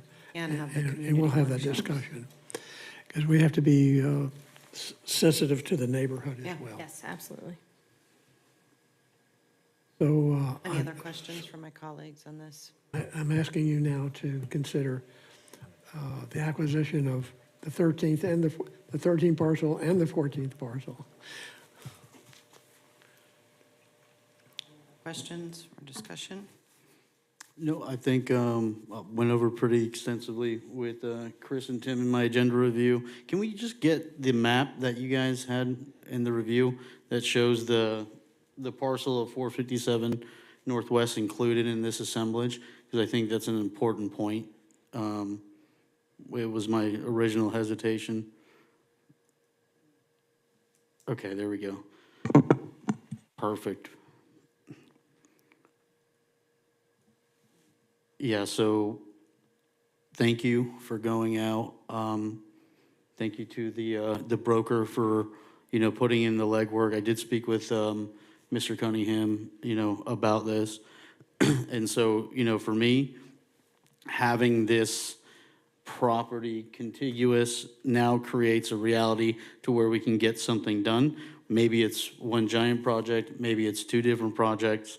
And I know there's some other opportunities that are neighboring the Boynton Inn, but this outlier was extremely important for me, because I just don't want to buy this land to buy this land. I think we have an opportunity now to where we can move forward and we can really, I'll say the word again, workshop what we want to see there after we get some resident feedback through the survey. So I'm okay to move forward with this. I know, I don't know what the direction looks like from the city attorney or what my colleagues are thinking, but, with the contingent of a contract for 457 Northwest, I'm okay to move forward with the rest of the assemblage. Would any of my colleagues like to make a motion? If not, I will be passing the gavel first time to make the motion. I haven't done that before. Let you do it. All right, so I'm passing the gavel, and I would like to make an motion for the approval of the purchase of an assemblage located at 444 West Boynton Beach Boulevard. And then do we add the 457 in there too, or separate? Okay. Second. Second? Okay. Do we have a second for that? Second. And Board Chair, would you like to make that to allow the executive director to set the closing date, as that was under further discussion based on this? Yes. Thank you, and subject to final legal review? Yes. Thank you. Thanks. Now, how does that go if I want to second it? I seconded it. I beat you to Okay, it. you second it? I did. Okay, I beat you thank to you. it. Okay, so Thank now you. you just call it. Okay, thank you, Board Member Kelly. Okay, it's been moved. All in favor, say aye. Aye. Opposed is nay, like sign. Ayes have it. Motion passed unanimously. Thank you very much. Okay, the next item is continued discussion and consideration of budget reallocation for the purchase of the 13-parcel assemblage located at 444 West Boynton Beach Boulevard. Would staff like to open this item? Hi there. Good evening, Board. Jabbar Jenkins, Accounting and Finance Manager. The proposal is to reallocate $2.5 million from the parking garage into the property acquisition line.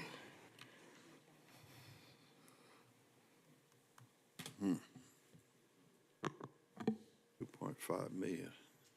This would allow for the purchase of the 13 parcel assemblage that you all just voted to approve. Yeah, so I think to give some historical context to the public and anyone else, originally when I had brought up the parking garage, part of that was land acquisition. Obviously, this isn't in the area identified initially. Given that we have a strategic financial plan to potentially acquire more properties, I'm okay with this reallocation. So, it's really just a matter of where the funds are, as a line item. So, do you need a motion? Okay, I'll make a motion for the move line item 02 TAC 58200 TAC 406 to line item 02 TAC 58200 TAC 401. Second. We have a motion and we have a second. All those in favor say aye. Aye. All those opposed say nay. Motion passes unanimously.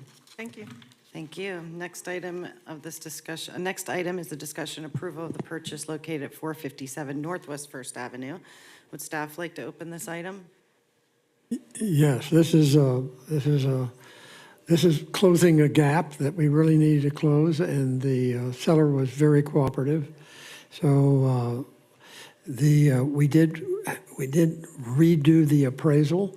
We appraised it as commercial property, not as single-family property.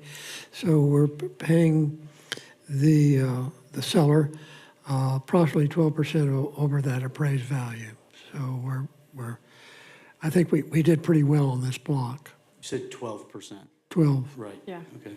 And historically, will go up to 20%, I think, as well, as give or take with policy. And that took us, but she came down how much from the last time? 100,000? 100,000. Yes. Good work, guys. Yeah. Yeah. Good work. Thank you to the And resident. thank you. I know you're in the to the audience. resident Yes. Thank for you. working with us Very on that good. and seeing our vision, contributing to our vision. Any other of my Great staff. colleagues like to have more discussion or make a motion? Motion to approve the purchase of property Second. located at 457 Northwest First Avenue. Okay, we have a motion to. Second. Oh, gotcha. We have a motion for the purchase of property located at 457 Northwest First Avenue. We have a second. All those in favor say aye. Aye. All those opposed say nay. Motion passes unanimously. Moving on. The next item is discussion and consideration of community input survey for 480 West Boynton Beach Boulevard and surrounding properties. Staff, would you like to open this item? Oh, hello. Good evening, Board. Mercedes Coppin, Business Development Manager. So staff has created a 15-question survey designed to collect input on redevelopment activities, as well as desired uses and overall vision for the site located at 480 West Boynton Beach Boulevard and the surrounding parcels. This evening, we are seeking your approval for both the survey content as well as our outreach strategy for distributing it to the community. The survey is on attachment 1, and you can also view the link for the online version, which is what we will be presenting to the public. That's also included in the agenda write-up. Upon your approval, we are ready to go ahead and disseminate this to our residents citywide. We have come up with several methods of sharing, which will include print marketing. We'd like to do door hangers distributed to the surrounding neighborhoods near the parcels. We'd also like to do a utility insert in the March bill. That's going to go to approximately 23,500 residents and business owners. We would also do printed materials to be displayed in municipal buildings, as well as community meetings and at city events. We'll do a press release as well. And then on the digital marketing side, we would do an e-blast to our subscribers, as well as inclusion in our March newsletter, blog posts, social media posts, and also we would ask the city to cross-promote this as well across their channels and at their meetings and their events. So overall, we're looking at potentially doing this for approximately 8 weeks, with the results being presented back to you at the April board meeting. And we're just looking for direction from you. Survey is great. Yes. It's so detailed and covers Awesome. every different type of business owner, person, resident. I love it. Thank you. Thank you. And all the different ways that you're going to push it out. And that's great. Very Hey, good. If Thank there are you, no other Mercedes. comments from my colleagues, would anyone like to make a motion? Motion to approve. Thank you. Second. We have a motion to approve, and we have a second. All those in favor say aye. Aye. I'm sorry. I didn't get a chance to speak. Oh, I'm sorry. I didn't No, see. we have a motion on the table. I mean, A second for do we even discussion get, this time. this? Yeah, but I think we already voted, so I don't know if No, we we can didn't vote yet. continue. We didn't vote yet on this one.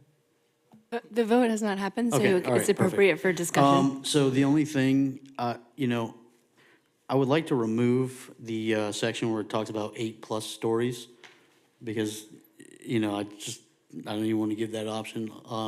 The reason being is, when you live right next door, you're going to have a different opinion when you live less than 95, and it doesn't impact you every single day.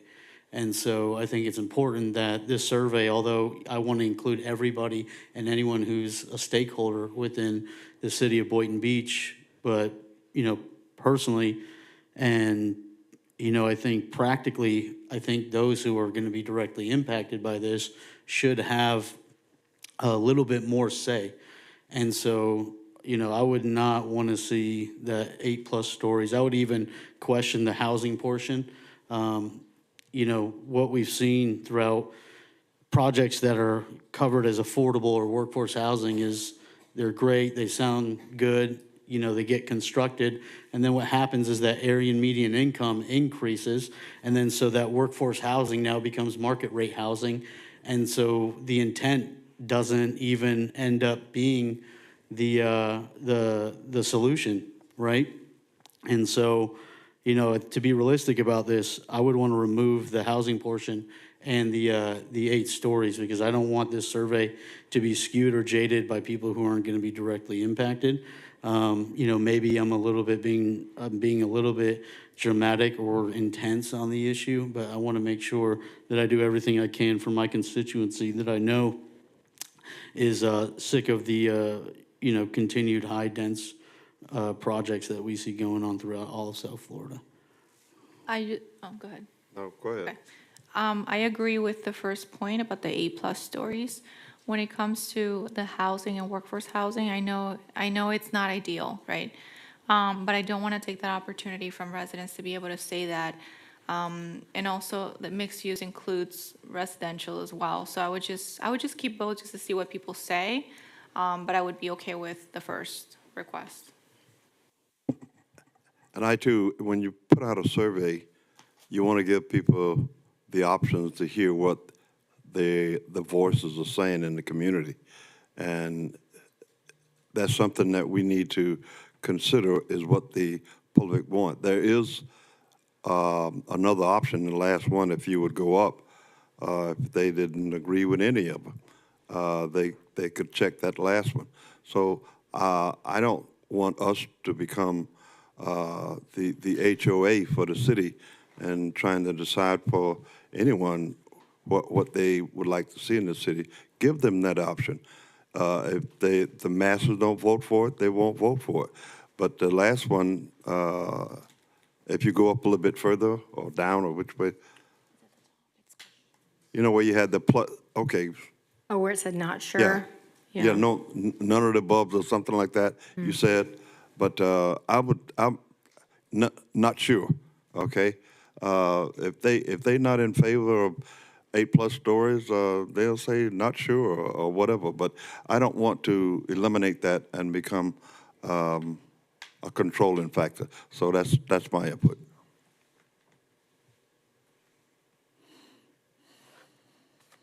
Well received. I mean, I understand that perception. I'm going to stand on my position. I've heard it time and time again over the last 4 years. I see it on social media. It's all over. People are sick of the traffic. And what I don't want is an opportunity for this to be skewed for any personal gain. I agree with the 8 stories.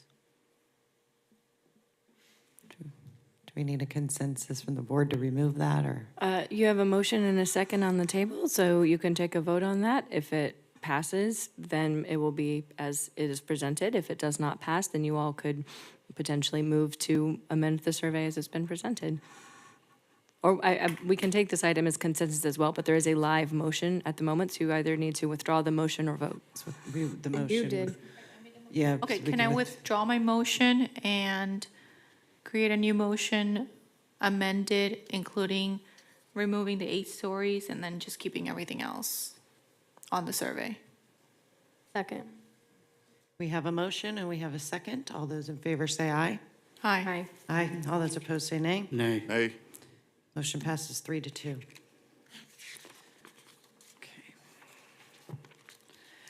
Okay, next item for discussion and consideration of fiscal year 2025, 2026 business development promotions. Ms. Rosmell, you're on deck. Hi, good evening, Board. So this item is before you as a bit of a housekeeping item. As you know, the CRA engages in a series of business activations and events that are focused really on bringing business and support to our local CRA businesses in the CRA area. This item is before you for the opportunity for you all to take a look at the events that are budgeted for the next year and see if those are events that you all would like to continue. We were asked to take a look and analyze sort of the continuing compliance of these events, as many of them have changed in size and scope since they were originally founded. So this was to provide you an opportunity to kind of reassess that for yourselves and provide any further direction on the list of existing events, as well as any other direction that you would like to see for future business activations within the CRA. And I'm happy to answer any questions. I have a question. Didn't you move that to be discussed at the commission meeting, or? or if I understood correctly. Yes, so what I had suggested was that to have a conversation, if we did decide that things needed to shift to the city, that the city be part of that conversation, because what we've seen happen in the past is the CRA would remove an event from their budget, and it wouldn't end up back on the city's budget because of missed emails or waiting to get approvals or something. So what I suggested was, since we're having these joint meetings on a regular basis, is this should be a conversation that we have to make sure that staff knows that, you know, we are finding this in the money for the budget to transfer over, or we're not, or however that works. So I don't want to make decisions in this board and then we have to go and put our hats on and try and figure it out. I think it's easier to just kind of do it at the same time. I understand that we do have an event that is in the near future, and so my thought process would be as far as that particular event, that we proceed as normal, knowing that we will continue to have this conversation. But I think it's important that, I mean, this is a conversation that I've been asking for us to have for months, because knowing that eventually, I was expecting it was going to be back on legislative session this year. I was kind of surprised that it hadn't after last year. But that we really do look at what the purpose of the business development events are, and continue to look at this, because I don't want to end up on the front page of the Palm Beach Post because we utilized CRA public funds to host a fantastic, event, like other cities and other CRAs have been. So I wanted to stay ahead of that, and to avoid any negative press, because anything that comes, like I have said also numerous times, is nobody really cares what label or what name is on the shirt.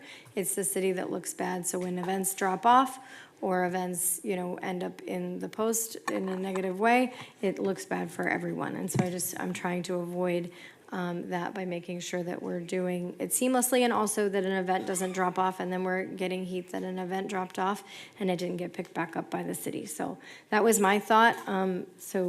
We can have this conversation now too.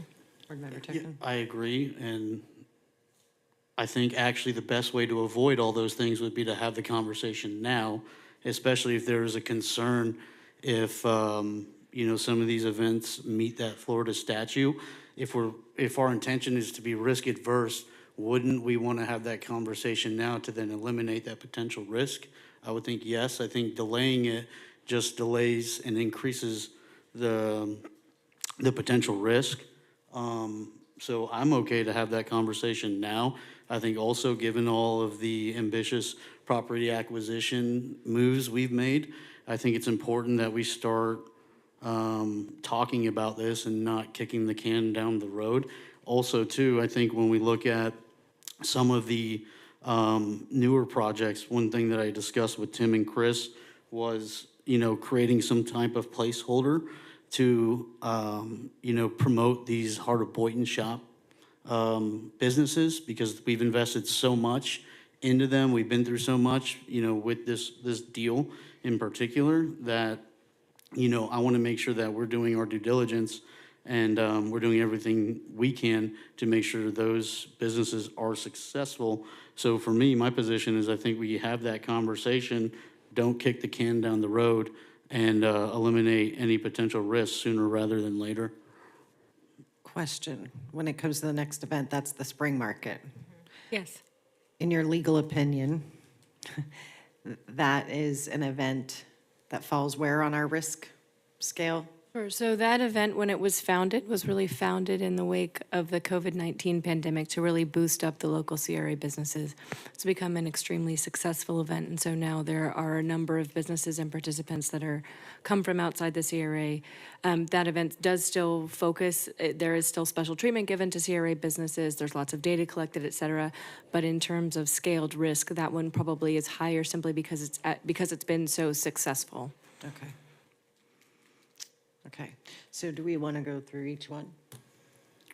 Yeah, I mean, I'm Okay. curious to see what my colleagues have to say, but, I have a list of what I think we should maintain and what we think. Obviously, I mentioned the heart of Boynton. I think because of everything that's going on with those projects, I would like to, have a placeholder so that when those businesses go live, that we can do something special there. Yeah, there is a Rock the Plaza, it looks like, for Heart of Boynton Shops. It's on the future schedule for August. That's a high risk.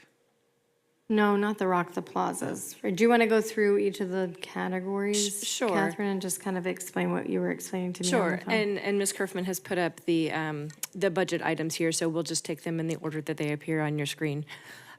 So the Rock the Block, as I understand from staff, was due for a refresh anyway, so we've not really analyzed that one in terms of future risk, because there was no future risk. It won't be performed in the same way.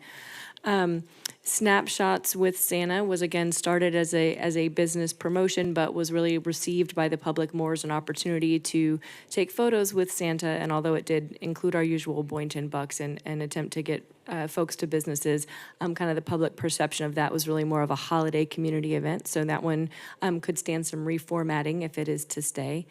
The holiday light and decor installation, as those are really, at this point, temporary installations and not permanent installations. Again, that's one that would probably sit more comfortably with the city than it does with the CRA. One exception to that being the marina, which is owned by the CRA, so of course the CRA can decorate its own property. That's a little bit of a slightly different circumstance. The holiday boat parade, this one again escapes the geographical bounds of the CRA, and it was focused on supporting those marina businesses and involved the judging stand within the CRA and some other things, but again is larger in scale and size than within the CRA. Additionally, Mr. Brown has spoken with Mr. Duggar, the city manager, who has indicated the city has the capacity and desire to take over that holiday boat parade. So with your direction or permission, I think that one would be an easier transition. The spring market we just discussed, so I can go back through it if you like, but we just did that. The Rock the Plaza, in looking at each of the factors, the Rock the Plazas are probably the most closely aligned with what the statute permits, in that they are directly focused on businesses in the CRA during their low season, intending to drive business there. Boynton bucks are used to attract people to businesses. That data is collected, surveys are put out. The surveys have indicated that the business owners feel that the Rock the Plaza event does bring them business in their down hours. So again, in terms of risk, that is a lower profile risk. The Rock the Marina and Marina Month. Again, this event is really situated to assist with those businesses based in the marina during their low season. And it involves the CRA providing a form of financial support through community engagement for those businesses. So there's potential to continue that event. Certain elements of it may be better transferred to the city, such as the lionfish derby or fishing tournament. But again, the CRA does own the marina. It focuses there's been a desire expressed by this board to keep a vital waterfront and keep revitalizing it. So perhaps some changes or some joint efforts with the city would minimize the risk of that event. The night market, very similar to the spring market, again, started for the purpose of supporting CRA businesses during difficult times, was quite successful in doing so, and so other businesses wanted to join. Because of the success of that event, it again has really grown to be larger than just the CRA footprint. So that one, like the spring market, is a higher risk event in my evaluation. And the Bon Appetit Boynton Beach, the restaurant month, these are works in progress as to what the design would look like this year. However, I do think that an event designed to focus on local CRA businesses that appropriately tracks and reports out data that is intended to drive customers to businesses could be formatted in a way that is low risk. And to be clear, the statute does allow for CRA to undertake activities to assist with redevelopment, and that has been broadly interpreted. So it's just that this question has not been definitively answered. So I'm looking at a variety of factors and evaluating these. But those are each of the events that you have, so we can talk through them however you'd like to talk through them, but that's sort of the preliminary evaluation. The other thing I'd like to add is for anything that you all would like to continue forward. Again, there are substantial parts of each of these events that are and always have been very focused on CRA and CRA businesses. And so the CRA could always keep those parts of the event if it were to be kind of a joint venture. Okay, so do we want to take it one event at a time and just give our consensus on each of these, or how do you want to handle this? That is up to you, Chair. Okay, well, let's start off with the boat parade. That would go to the city. I would like to see that move to the city. Spring market, night market, you're saying they are higher risks and they had a purpose during COVID. So again, I'm gonna ask for feedback here. My suggestion was we minimize our risk and not do those anymore. I agree. It really, the night market has been such an amazing event, and it has benefited a lot of our CRA businesses. I've heard great things about it, great feedback from local business owners and from residents who, may not have known some of these businesses, and then after the event, they attended and they continue to go to these businesses. So it does have that effect, which is very much aligned with the statute, to have the effect of economic development and supporting CRA businesses. So if possible, I would definitely like to, I know we might not want to move forward with both the spring market and the night market, but I would definitely advocate for the night market at least to continue to further support CRA businesses in the future. This is exactly why I suggested that we have this conversation as a joint meeting, because here we're talking about removing something from the CRA pocket. And I mean, I want whatever businesses or whatever events or business development promotions that the city can take on, I want to take on. I don't want to lose the night market. I don't want to lose the spring market. Those are things that have benefited citywide businesses, not just the CRA, but also citywide. They have gotten so big that we have people that come from outside of the city to go to our night markets in the summer because we don't have events like that. So I support that these events or these business development promotion events need to maybe adjust to the city, but we also, in this capacity, cannot make a decision to fund it on the opposite end. So I am supportive of having this conversation. I just want to make sure that we're then having a conversation on the other side, as opposed to just making this decision that these are on the chopping block and then they're gone.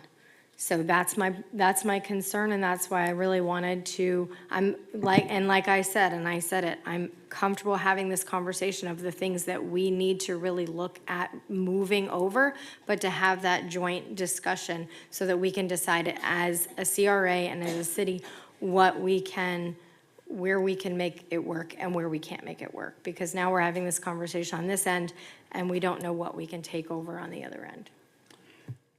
Chair, if I may, maybe what we can do is categorize these into no, don't want it to move forward, yes, want it to move forward, and C, talk about it as a joint meeting. And then that way, we're direct, we know what we want, and, because there's some that, yeah, maybe we can discuss, and there's some that I don't care to discuss for, and I don't know how my colleagues feel, but I think that's a nice organized way where we can just kind of run down the list and go from there. Chair, I would also include, if we can, the attendance in each one of these categories as to what's the attendance. I mean, if you're not getting anybody to attend, it may be a candidate. I have, when you're talking about bringing businesses into our different businesses here, I see a lot of people going to Hurricane Alley in the little store over there and all over the place. So how do you measure that? I guess it's defined by the state or some kind of definition as to what the CRA can fund and not fund, or what is the definition of bringing people together for the support of our local businesses? How do they measure that? If it were clearly set out in statute, my job tonight would be much easier. There you go. Good answer. Good answer. I apologize. The answer to that is the statute has set out several facts. the Boynton Beach CRA, like every CRA, is a dependent special district, which means it only has the powers that are assigned to it. Relevant to this case, CRAs are empowered to undertake activities, undertakings, provide services. They can involve in demonstrations. They can test techniques and report out the findings. So there are a number of words in the statute that authorize CRAs to go forth and do a variety of things. Those terms are not clearly defined in most cases. An Attorney General opinion issued in 2010, which was prior to certain statutory changes, found support for the idea that because the city, which has home rule authority, blesses the budget of the Community Redevelopment Agency, it can use its home rule authority to find that those activities are in support of CRA activities. Since that Attorney General opinion was issued, the scope of the statute was narrowed, but that Attorney General opinion was multi-part, and the entire opinion was not directly impacted by that statutory change. But it remains a bit of an open question. There is no specific definition outside of sort of general activities, undertakings, techniques, demonstrations. So there isn't a great way to look at it. In response to that, what the CRA has done, which is supported by statute, is undertake specific methods, trackable, reportable data, which is spoken to as in the statute. That's something CRAs are authorized to do. The Boynton bucks are one measure of that. They're given to attendees. Attendees take them to the business. They turn it into the business. It's $1 off, and the CRA fully reimburses that business for the Boynton buck, and through that is able to track whether that attendees' attendance at the event directly led to them going into business. They also send out surveys and also take surveys of folks at the event, so there is really a data collection effort. That data is looked at to determine if an event was successful or not, and so we understand whether this is having the effect of driving businesses forward. Each of those efforts are undertaken to be compliant with the statute so that there's reportable data and techniques that can be demonstrated to other CRAs, but there is no sort of clear-cut See the financials, that's the only real way. I mean, Right. cut all the other word out. The real way to figure out is to look at that business's financials and see, did they do better because of this? And look at the trend leading up and look at the trend afterwards.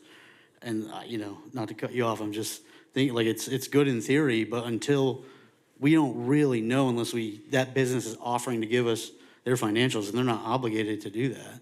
Yeah, and I would agree with you to an extent that the finances not always, because I know people gathering information about those businesses. Even though they don't eat there that particular afternoon, I'll be coming back to this place because I'm finding out for the first time that it exists. So it's a trend. I mean, it's trends prior, trends after. At the end of the day, it's a gray area in the law, and it's up to interpretation. There's a lot of gray in it, and it really, based on the Attorney General's previous decision, it could be understood that if the commission agrees that this is a valuable way to spend CRA dollars and we pass a budget, then therefore that's that's kind of our decision. So it's really up to the board. And last year, there was conversation on eliminating CRAs, and here we are, instead of being Not this year, mindful though. and, Not yet. sunsetting and scaling back the use and scope of funds. So instead of maybe being proactive and cautionary, we're essentially, the message that I don't want to be delivered is, we don't care, we're gonna do it either way. Yeah. I'd rather be more on the risk-adverse side and, take the council's recommendation on what are the higher risk. I know we went through this thoroughly, Catherine, and, and we're here because Mercedes and her team have done such a great job with these events, right? And now that's why we have this question, because of success. The success has been our detriment. And so, it's hard to even identify how much of an impact. And if we're discussing about cities, outside the CRA district, then that just does us a disservice, because that's more of an argument that those funds are essentially going outside the city or CRA, and which personally I have no issue with, but what I don't want to happen is to provide any more ammunition to Tallahassee or any, organization, entity that is gonna, develop some type of reasoning to hinder our ability to redevelop. Chair? Yes. From this list, Catherine, do we know which ones are really got us almost to go over the cliff? Are there any really hot potatoes in here that putting us at the break point? Or does staff maybe have some information about which one of these is kind of questionable that? Snapshots with Santa. Snapshots with Santa. Right, the I mean, boat that seems like that's a parade, pretty the night big red markets. flag when it Yeah. comes to, and, I mean, I love Santa. I'm not coming down on Santa, but I just don't know if that's helping out the No, don't come down on businesses. Santa. I'm not. I know he's watching, but. Santa is watching you. You're watching. Okay, just getting back, is that a no? Sure. So that event was started to be like a Rock the Plaza style event. The public just, it hasn't been received quite that way. It's really been treated more as a kind of a holiday event than a business activation event to some degree. And so if that one were to continue, in discussions with staff, the desire would be to reformat it to be something much more like a Rock the Plaza event, and not the holiday, get your snapshots with Santa. I mean, the idea was that it would attract folks to the plaza, and that they would come, and that Santa would be the inducement, but the result of that would be tremendous business generation. That has happened to some degree, but I don't want to speak out of turn, but it is my understanding from staff that the business success of that one is slightly less than the Rock the Plaza events. The intent was there, but the holiday framing did not turn out to be a service long-term to this event. Right, because Santa's people will not just cheap. show up just to see Santa and then they'll leave. They're not hanging out to entertain or, to spend hours like they do at Rock the Plaza. No, and I mean, Santa's pretty expensive. So as I understand it, $1,000 so as I Santa. understand it, Catherine, the thoughts are, so snapshots with Santa, the Rock the Block is already off because that was something that we've determined was not necessary. The boat parade is being transferred to the city. You've already spoken to city staff about that. So Spring the- market, there might not be a the lot hol- of time. The highest risk. Right, and the holiday decor, I would like to have, I want to have conversations with the city about that because I think we finally got to the point where and I know you're talking about holiday light and decor installation because it's not permanent, but for instance, we've spoken, and I know Vice Chair Hay has brought this up, on the MLK corridor, having more permanent, whether it be banners or whether it be something that goes on the lighting. We've had many conversations about this over the years, or lighting or things like that. So I don't want to completely remove that thought process because I think there are maybe some permanent fixtures that we can consider in the CRA. So, but I understand where it comes to the holiday lighting Yeah, and the to be purpose clear, of that. lighting is explicitly a purpose of CRAs in the statute. So that one's black and white. That permanent lighting is very clearly something CRAs can engage in. Right. And the food tour as well, because it's businesses, so that should be okay, right? That's not high risk. Oh, right, so depending on how it's formatted, but it could be formatted in a way that, again, is very targeted to business generation, in the off-season. This is an activity that's undertaken by similar districts around the state for the purpose we're talking about. So that would certainly be the idea moving forward. Well, my understanding in having follow-up conversations with Mercedes about that, the Bon Appetit, is that there has been a lot of revisits and it was very successful to really enhance and bring business to our restaurants. So- That is what the surveys are saying, yes, ma'am. Right. So, and then it was, I know we got sidetracked on holiday decor, and then I had the spring market and the night market to consider moving those to the city. That, At least the night market. right. I support the night market. Yeah. Absolutely. I'd have to ask more questions about the spring market. Yeah. I'm not prepared for that. I think the other thing Similar to the markets, just I think the trying to other thing to consider, especially for those of us who are east of 95, those downtown businesses have time and time again provided negative feedback on a lot of these events. So the businesses that we have are brick and mortar that are essentially the staple of our up and coming Daytown are being negatively impacted. yeah, the parade is one of them, which is not a CRA event, right? Bad. But it's time and time again, and so I think there's a long conversation, and I think a lot of these can be eliminated. For me, night market, too risky for March. I don't want to enable that risk. I'm okay to have that spring market, night market. I'm okay to have the conversation for the one in the summer at the joint meeting, but if our intention is to mitigate risk, I don't know why we would move forward with one in a month or two, and I know that's a decision that needs to be made tonight based on what you informed me with, Catherine, because of the planning. And so my position is forego that, eliminate the risk, and then once we have that joint meeting, we have the conversation about the night market. And my concern about the night market in the summer is it's hot, it does get busy, and I forgot what the why was, but it definitely made sense. And so I'm okay to entertain and have that conversation with transfer to the city for economic development to handle that. However, I don't want to move forward and just put this board and our budget at risk, when we're talking about, a $150,000 event, I'm sorry, $65,000 event here in March. So I'd be okay to forego that one. And then the Rock the Plazas, I'm okay to forego outside of the Heart of Boynton. My vision was was to be more of a series. Not just a one weekend thing, but more of a creative series to promote those businesses, maybe individually. I don't know what that looks like. I'll give that to staff. So that would be the placeholder I would want to keep.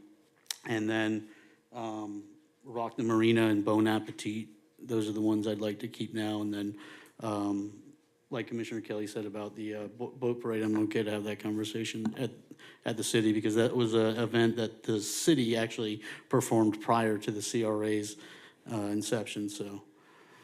And they've already said that they would take that back, Yeah. so, Okay. yeah. Headway on this.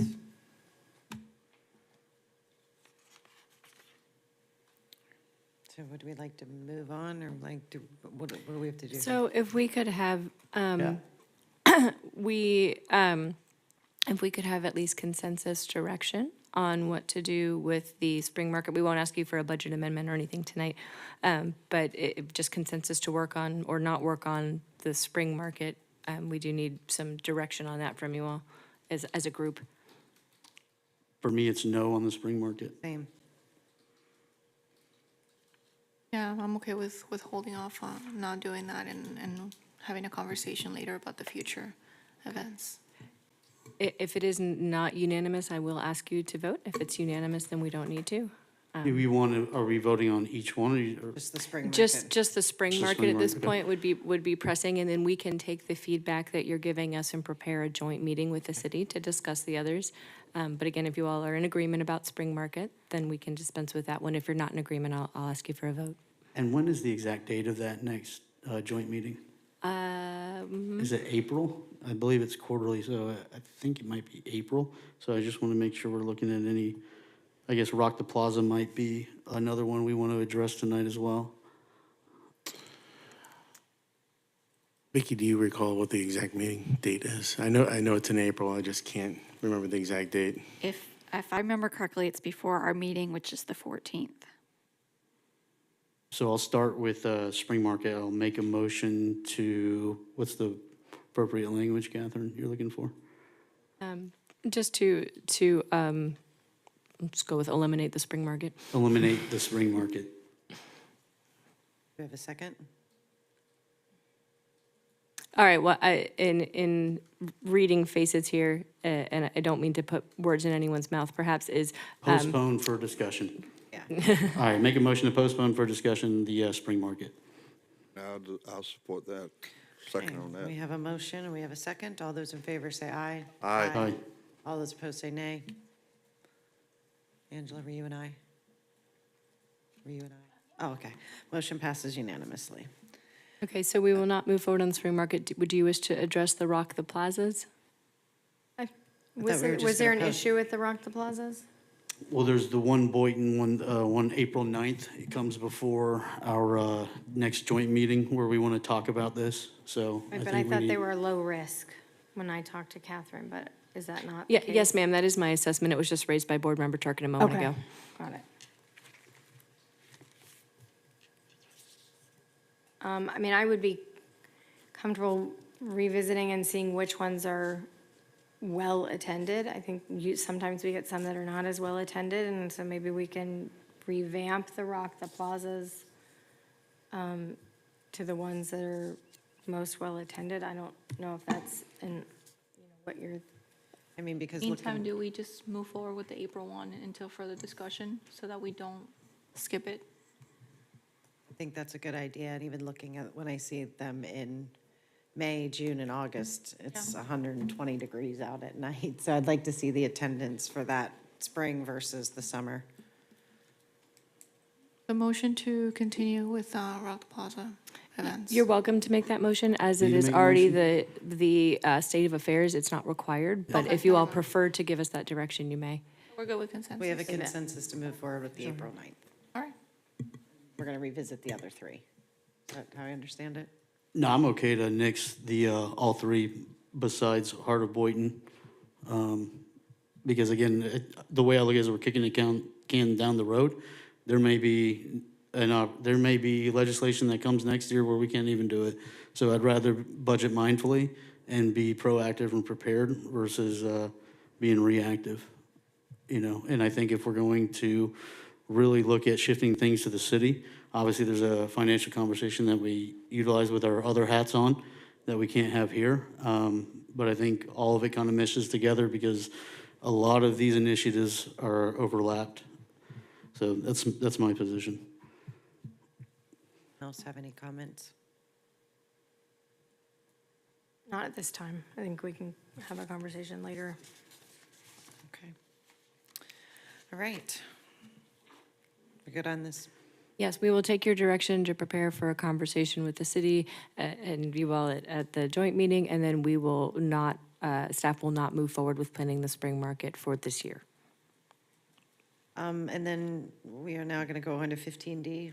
Board Member Turkin, you wanted to talk about the parking in the CRA district Yeah, assistance I for the think, grant stuff, I which think it is was great. not just the parking, obviously the parking was kind of like the birth of this concept and idea that I had. And I remember it was either interviewing with Chris or with a former candidate for the executive director position. One of the highlights of the resume was launching a program that helped, aesthetically improve properties within the CRA district, not just commercially.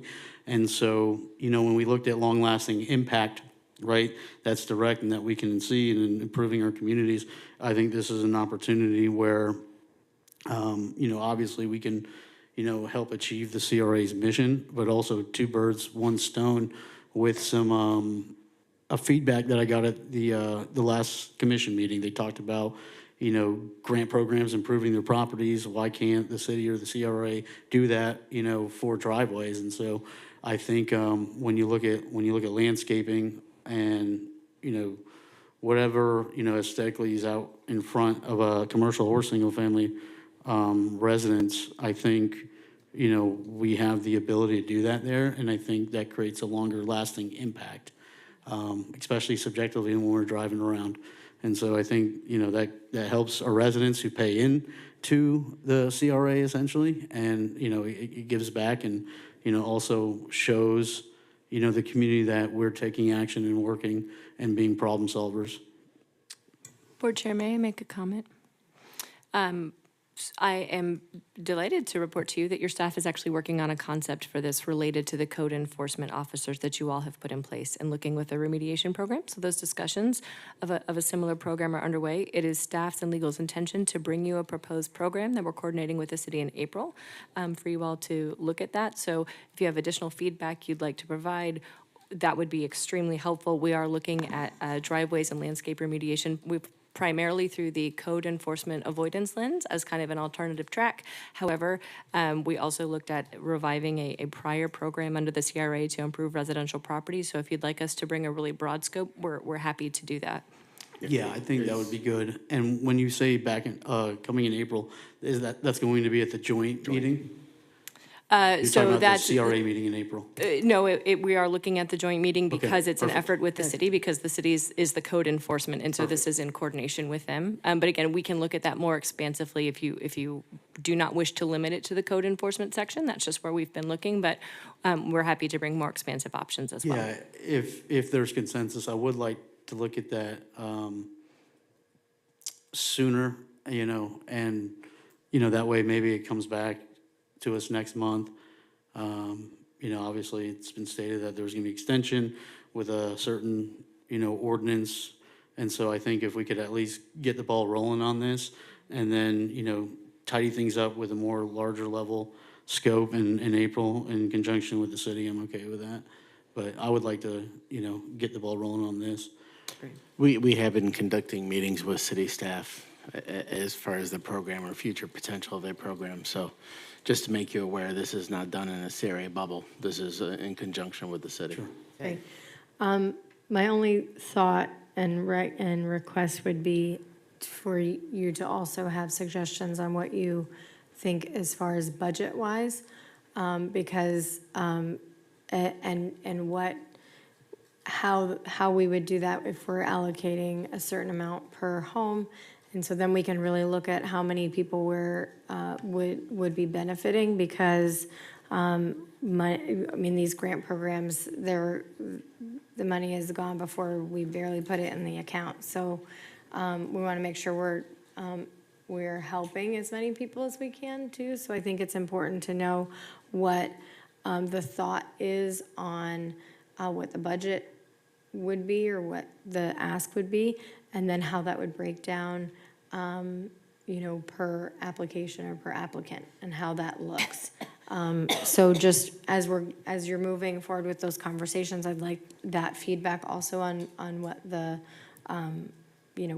what have we done in the past? What did we budget what was the previous when we had the improvement program, and how that worked, just so we can make those decisions, because we can talk about how great it's going to be and about the idea of how it's going to work, but if we don't know, the financial end of it, I think that's an important component to have at the time too.